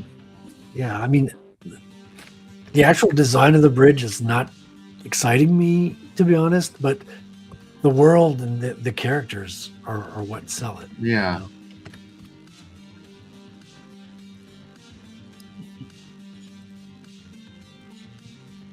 And then you could tell they actually put some thought into the background with the ship and story. Star Trek always had a good mission, right? Like There's the Star Trek Discovery Bridge. Yeah, it looks Marvel. It looks really like Marvel movies. It looks depressing and sterile. Yeah, almost like a mix between Star Wars and Marvel. Then you come over here and it looks like, I mean, it's not the fanciest of designs, but it looks like it's got fake plywood. yeah, but it just everything looks more warm and inviting and Bright and shiny. It looks like a recycled like bowling alley. Ooh. I see that. Right, with the things on the side where the bowling ball would slide down. Where are the arcades? Right. You have to turn the camera around. Oh, there's Bordis right there in the background, looking all serious. Speaking of arcades, I stumbled on this YouTube channel. There's a guy who's the main concept of his show is like, how much would it cost to beat this such and such arcade in the 80s, right? Yeah. And he's just going through all the old arcade games and testing them out and doing the reviews and telling the stories about it. It's so fun. It's heartwarming. It's like a flashback. I gotta get my arcade emulator working on the Steam Deck. I haven't done. That's one thing I haven't done. I've emulated Nintendo, Super Nintendo. I haven't gone, and I wasn't able to pull off the MAME emulator yet. I'm gonna have to look into that. Well, if you've emulated that, I encourage you to play Super Metroid. Oh yeah, and the Super Nintendo emulator. Yeah. I've played a little bit. I haven't gone through the whole game. I'm not a big Metroidvania fan to the extent you are, but I have been getting into this week the what's it called, the No Souls or Nine Souls? No, the what's the Steam game? Dead Cells. Dead Cells. It's not Soul, it's Cell, and it's not No, it's Dead. I was off a little bit. Dead Cells, really, really fun. It's one of the most like highly ranked per number of users out there. I'm just starting to get to know it a little bit because it's roguelike, so you keep starting over and over again, but your starting conditions improve depending on the stuff that you acquire, and you unlock things slowly over time, so your starting conditions improve, and you get to know the game a little bit better. But I've been playing it in anticipation because they're the ones making the Castlevania game that's coming out this year.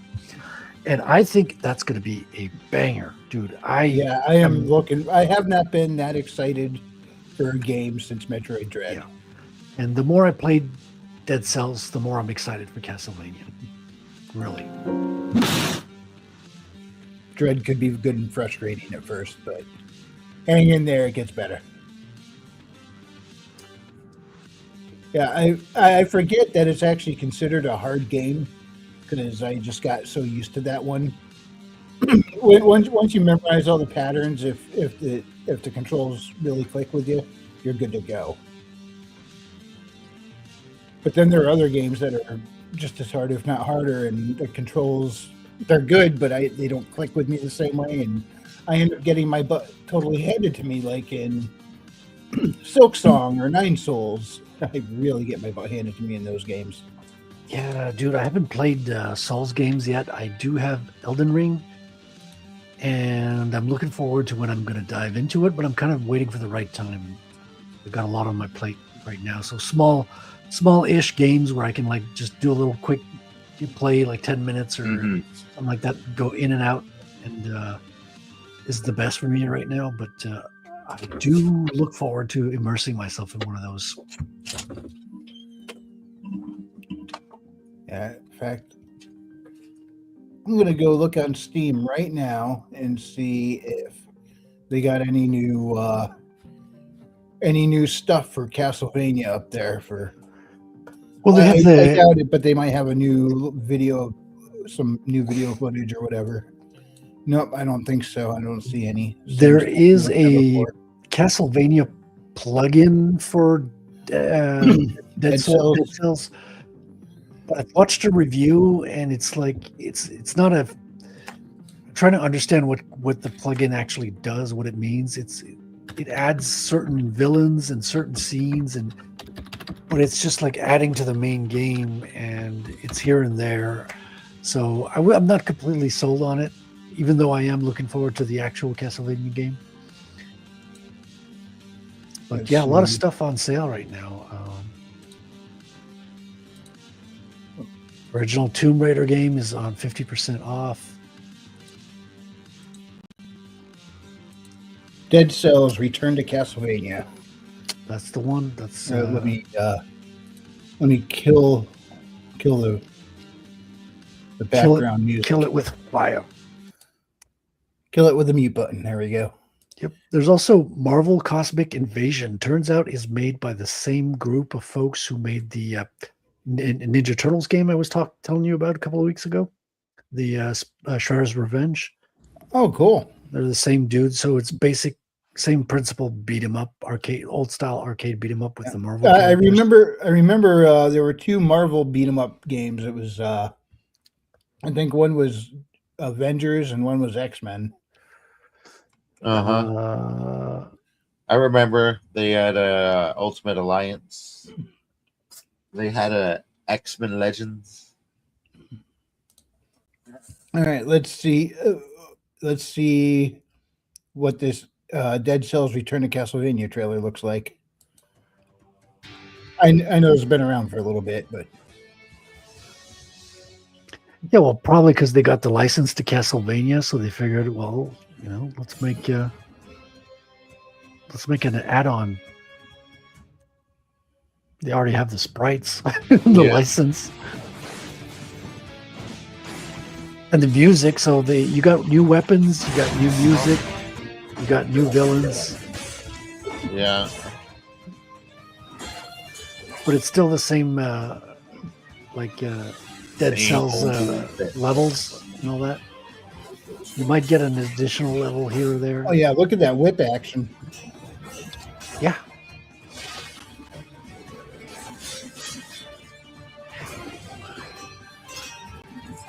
That Medusa, though, that's freaking cool.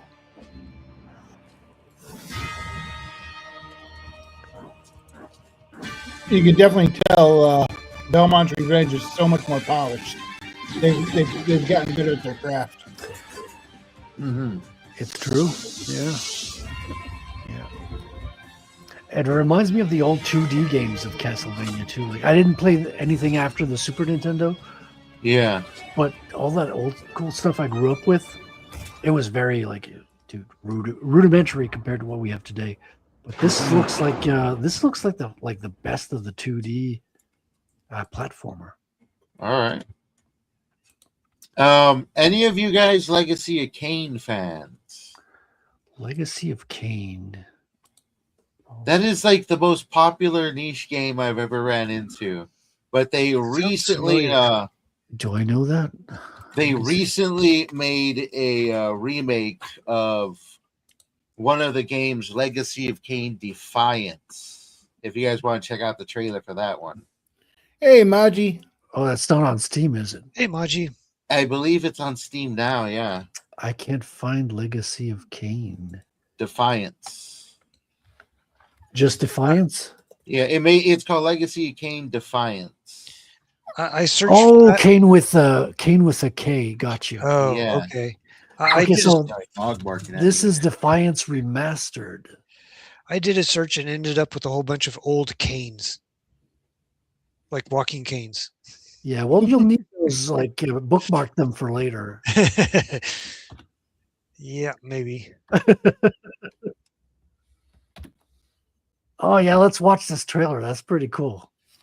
Do you want the link, or are you already there, Wrangler? I'm there. Okay, it looks good, man. Is this Vampire? Is this the Vampire the Masquerade? Or no?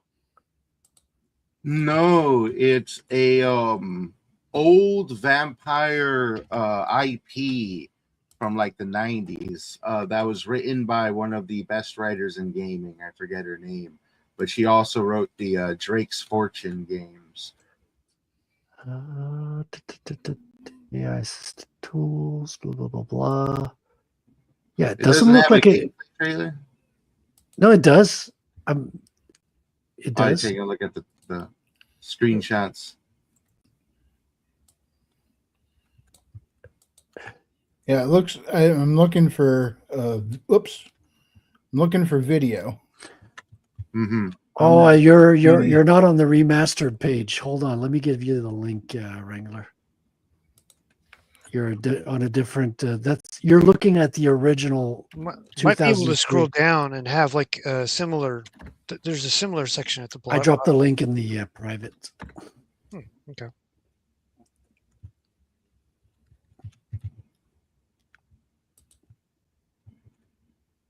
Oops, that's the wrong one. Yeah, let me go. I'm going to go to the private chat and get that link.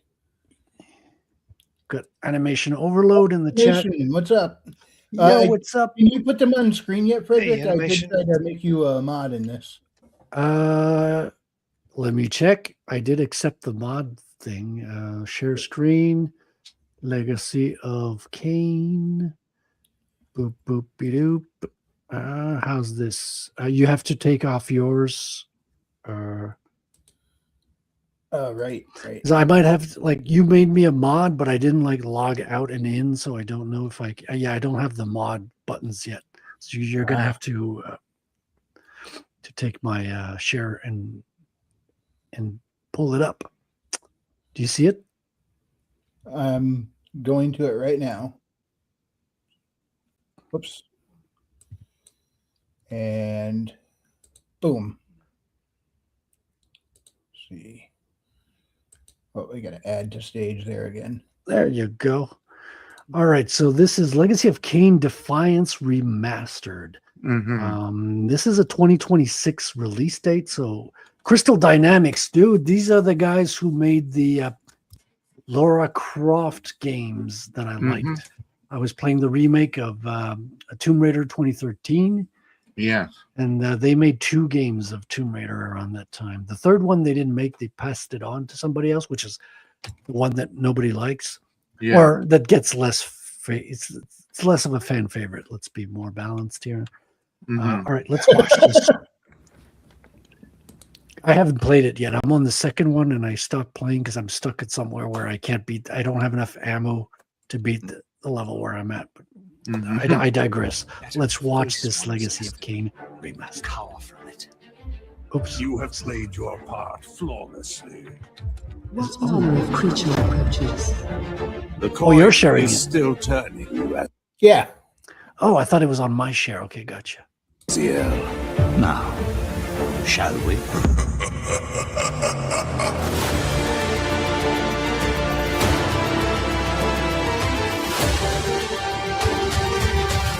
Cthulhu vibes there. Was that the Kraken or something in the background? Those Cthulhu tentacle vibes going there.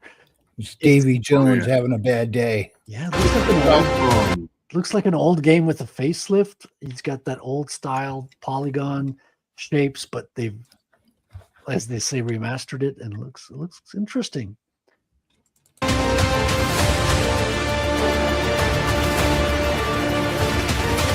Harvester of souls, I created you, and to this function, you will return.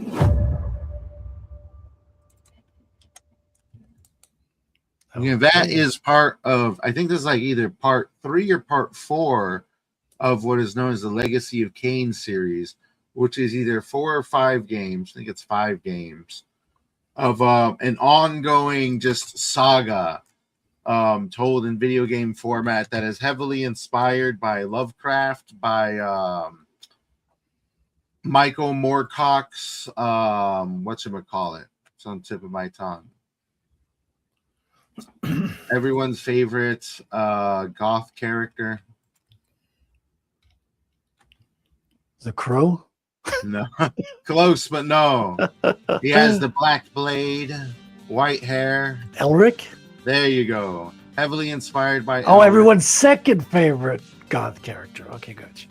Yeah, it's heavily inspired by Elric.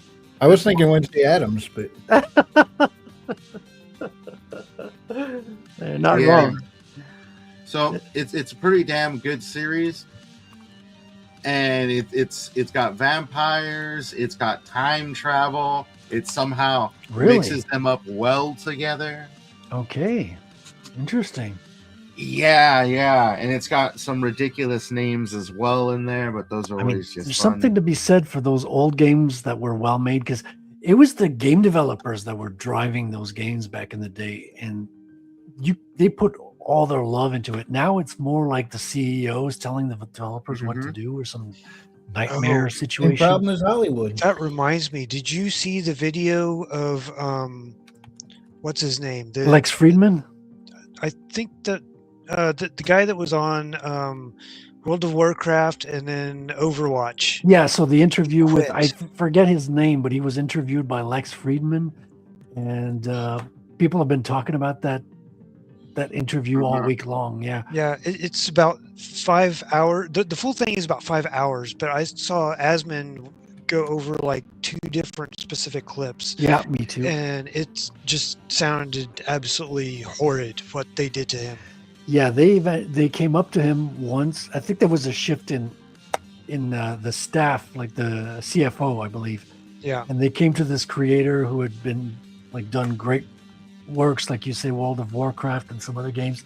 And they told him, okay, Overwatch has to make this amount of money per month, or we're going to fire 1,000 people and it's going to be your fault. Like some stupid, like sort of Damocles retarded thing that only a like demented CFO could pull out of their ass, you know? Like how to not motivate someone how to motivate them in the worst possible way by giving them like night sweats and anxiety, you know? And so, hey guys, I got to step away for like 5 minutes. I'll be right back. Okay.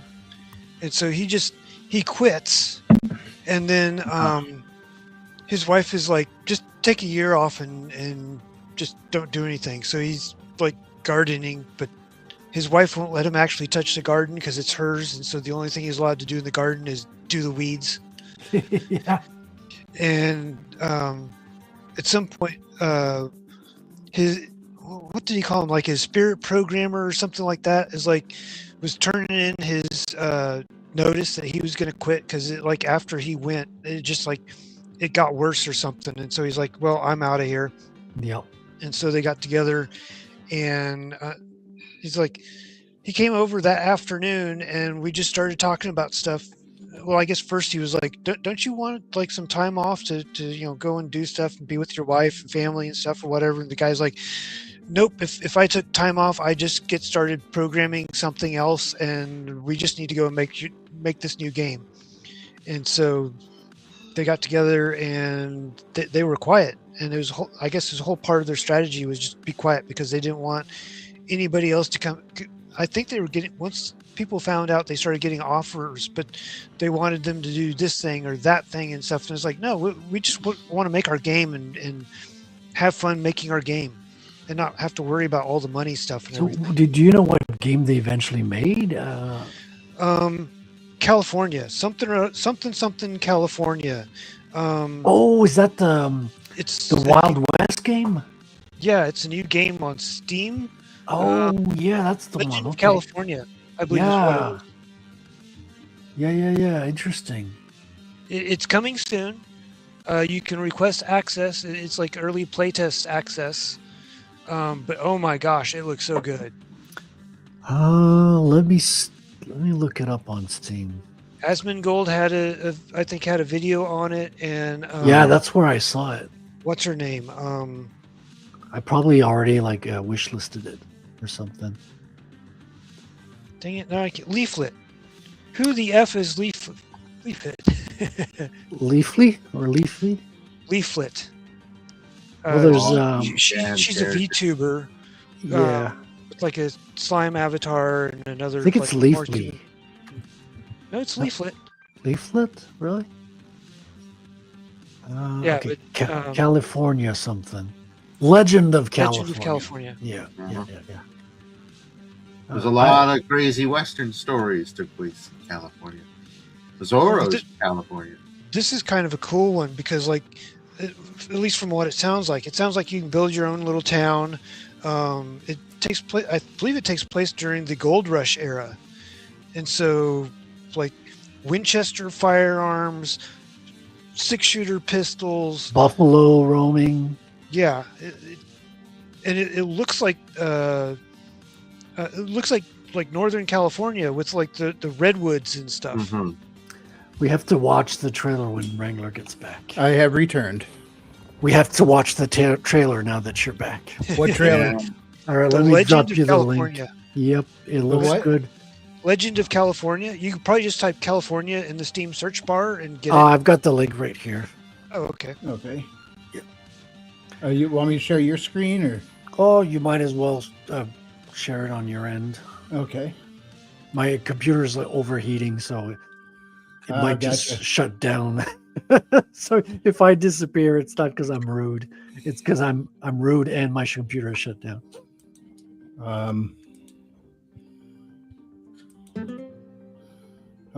There we go.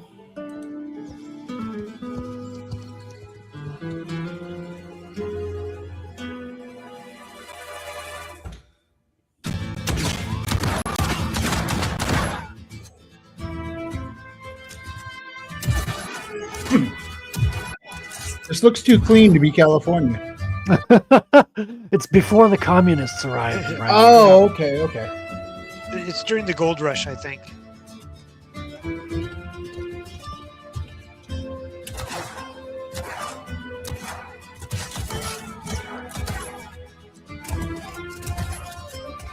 Is it multiplayer? Is it like It's supposed to be co-op, and then I think there's also like a PvP or multiplayer or something. Yeah, the hunting looks pretty good too. And an axe. Yeah, you can hunt humans too. It's pretty cool.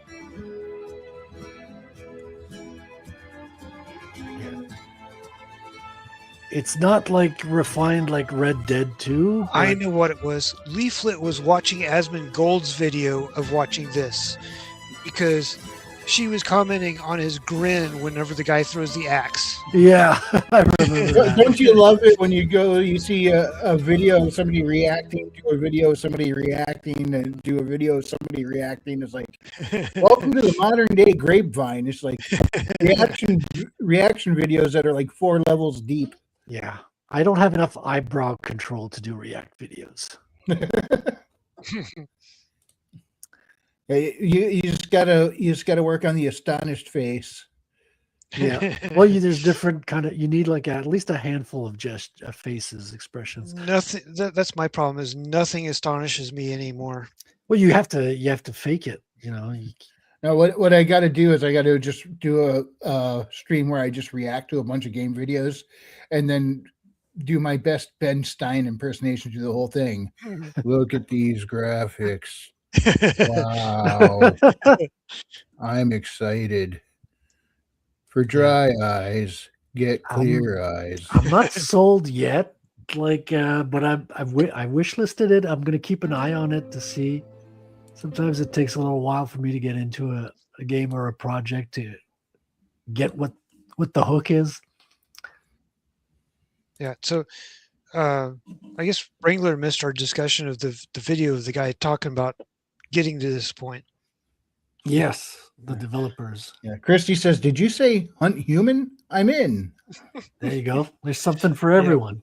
But yeah, he had worked at Blizzard, and he never imagined leaving Blizzard because he's like a director or something on World of Warcraft and Overwatch. Overwatch, yeah.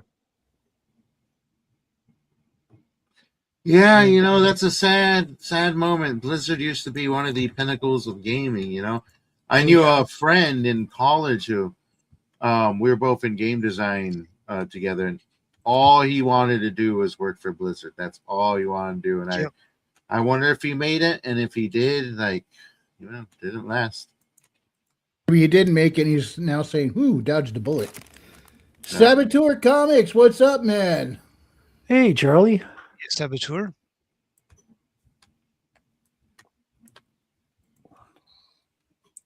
But yeah, it looks really good. How much a lot of these studios have fallen. But he ended up leaving Blizzard and took some time off and is like, as he was doing stuff, I guess he just started taking notes and doing stuff and found himself creating a new game. And then the developer that he worked with at Blizzard like quit, and he called him up the exact same day, and he's like, "Hey, can I just come over and we start working on the new project?" Yes. So people with passion. Yeah, that's how the good stuff gets made. I mean, obviously not all of it. Not all of it's going to be good. People can pour their heart and soul into something, and it just turns out, unfortunately, not that great. But I mean, that's the only way you're going to get something good. Is I mean, all these people who are trying to just make games or movies or whatever by committee, the soullessness comes across on screen. It really does, and it's a real bummer. I hope they do really well with this. If it turns out great, I'm in. Mm-hmm. So when is this coming out this year? Or? I don't know. It says coming soon, and you can request playtest access. But there's no date yet. They're still cooking. Yeah, I heard something today. I think it was a video from Real Life Fake Wizard who was going over indie game, big issue with their games getting noticed. One of the things is if you're putting out on Steam, you need to get a bunch of wishlisted people to wishlist it in order for on launch day for it to pick up and spread out. Otherwise, everything's an algorithm nowadays. So. Yeah. But I'm going to go over into my history and see if I could find that video, because I want to drop the link to that in the chat so other folks can go watch it at their leisure. Let's see, where is it? Wow, I watched a lot of videos today. I mean, I use YouTube as my excuse me, talk radio when I'm driving, so I go through a lot of them. Okay, got it. Let me drop this in the live chat. All right, nice. I actually have to get going. My dogs are being antsy. All right, I'm going to play your trailer as you head out, James. All right, sounds good. Thank you. See you, James. All right. Yeah, see you, James.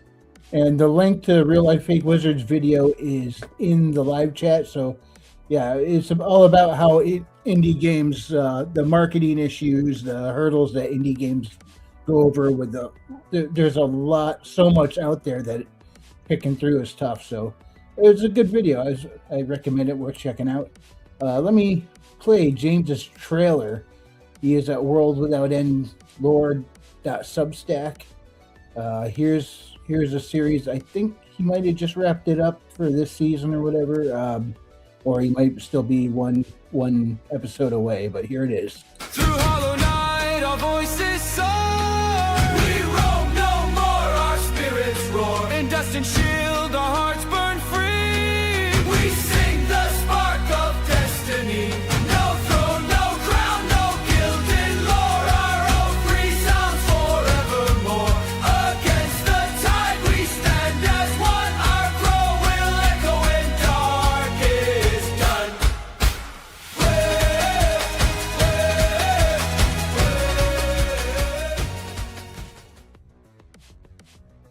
Yeah, I've been enjoying reading that series. There's 1 or 2 episodes left I got to go read. But I think the last one for this season might be up, but it's worth checking out. I think so far it's one of his best. So go check that out, World Without End Lore.substack.com. The link is hanging out in the live chat, and it should also be in the description. And I guess this is a good time to just move right into parting plugs. So let's see. Let me get that back over here. And Raven, who do you want to shout out tonight? I think I'm going to shout out Herman P. Hunter's books, Revenant and the Cult, and Revenant and I don't remember the other one, and the Wizard Stone. Is that the other big one? That Good is books. one of them. Yes.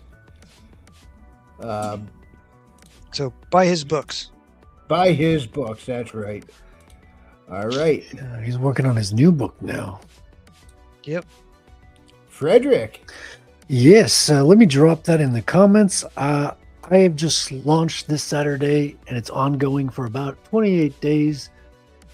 So we're down to 26 now. Yeah, Rattel's Second Chance. So first issue, Second Chance. If you wanted to back your copy and you missed the first round late last year, now's your chance. You can get the digital version or one of the 3 covers I'm offering. And if you're a collector and want all 3 copies, you could get all 3 there too.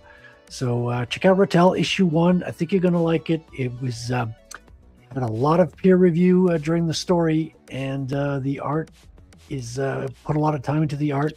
Got expert colors from Ross the Red, and so it's going to be a great first issue for launching this title. I think people, if you're into superheroes, if you like like sci-fi hacker-ish story types with mythical characters, baddies, I think you might like this. So do check it out. All right. And let me go ahead and run your trailer. Switching tabs here. Juggling tabs, as I always do. One of these days, I'll actually get good at it. Here we go. Our world is crumbling, and most people are blind to it.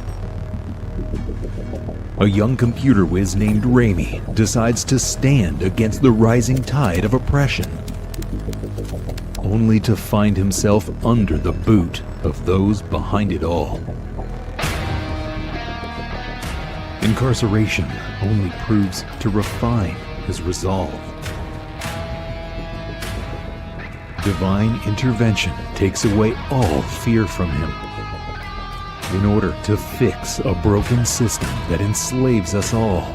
There comes a time when good men must ignore bad laws. Raimi dons a mask and becomes Rattel.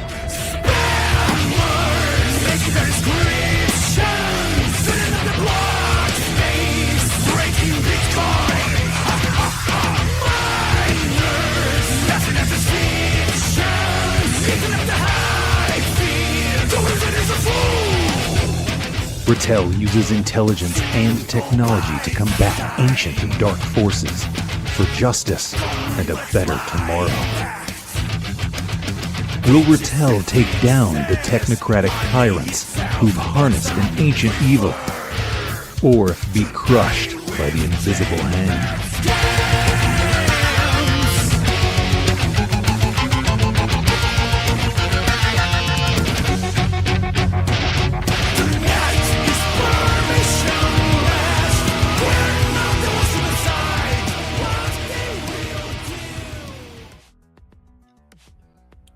All right. Also, Brian McCoppin was in the live chat earlier. I want to shout out his series, Record of the Paladins. There's the link to it in the live chat. You can go check that out on Amazon. I think he's got 3 books out so far. So you go ahead and check those out. And also, you could check out my books also on Amazon, Haley Star Bad Kitty and Bad Kitty Haley's World. They are magic-fueled sci-fi adventures. A little bit Goonies, a little bit fantasy, a whole lot of fun. And you could have a blast with them. I like to call them lit Metroidvanias. And you could go on an adventure with Haley and Elizabeth as they take on Archons. Just remember, when your town faces an invasion, there's nothing better to fight them back with than an arm-mounted potato gun. Lots of fun. Anyway, you could also check out my Substack under Frequency Studios. And there I have a short story set in the same continuity about some LA detectives trying to solve a missing persons case. Go ahead, head on over to Amazon, look up Bad Kitty Frequency Studios, and the book should pop right up. Let me get their picture up there. I got way too much in my OBS to scroll through and find this stuff now. Let's see. There they are. There's Haley and Elizabeth. And pretty soon, I got books 3 and 4 I'm working on right now. They're all grown up and going on bigger adventures, so stay tuned for that. Anyway, thank you so much, everyone, for hanging out with us tonight. Had a good time talking about the state of movies and video games, and it looks like there is some hope on the horizon there for getting some decent stuff so far. I mean, we've been inundated with a lot of soulless corporate paint by numbers stuff, and it looks like some creativity might be making a comeback. So keep your fingers crossed, and we look forward to that. If you enjoyed this presentation, hit the like, and if you didn't, we appreciate you stopping by. We'll see you next time, and God bless. Ta-ta.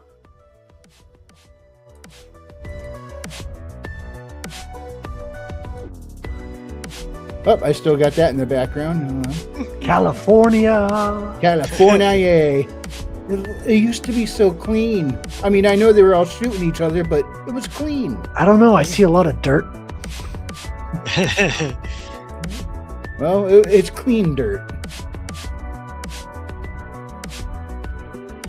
Just the way nature intended. And Christy says, they are so cute. Yes, they are.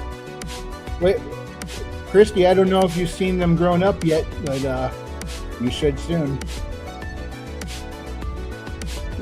Frederick, you wouldn't happen to have that handy, would you?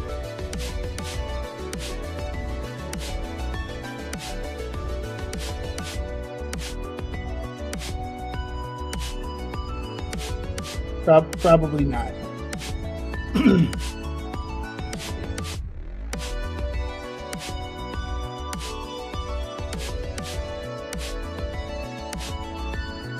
Go check out Chill Kids music on Bandcamp. This is called Neon Wrangler.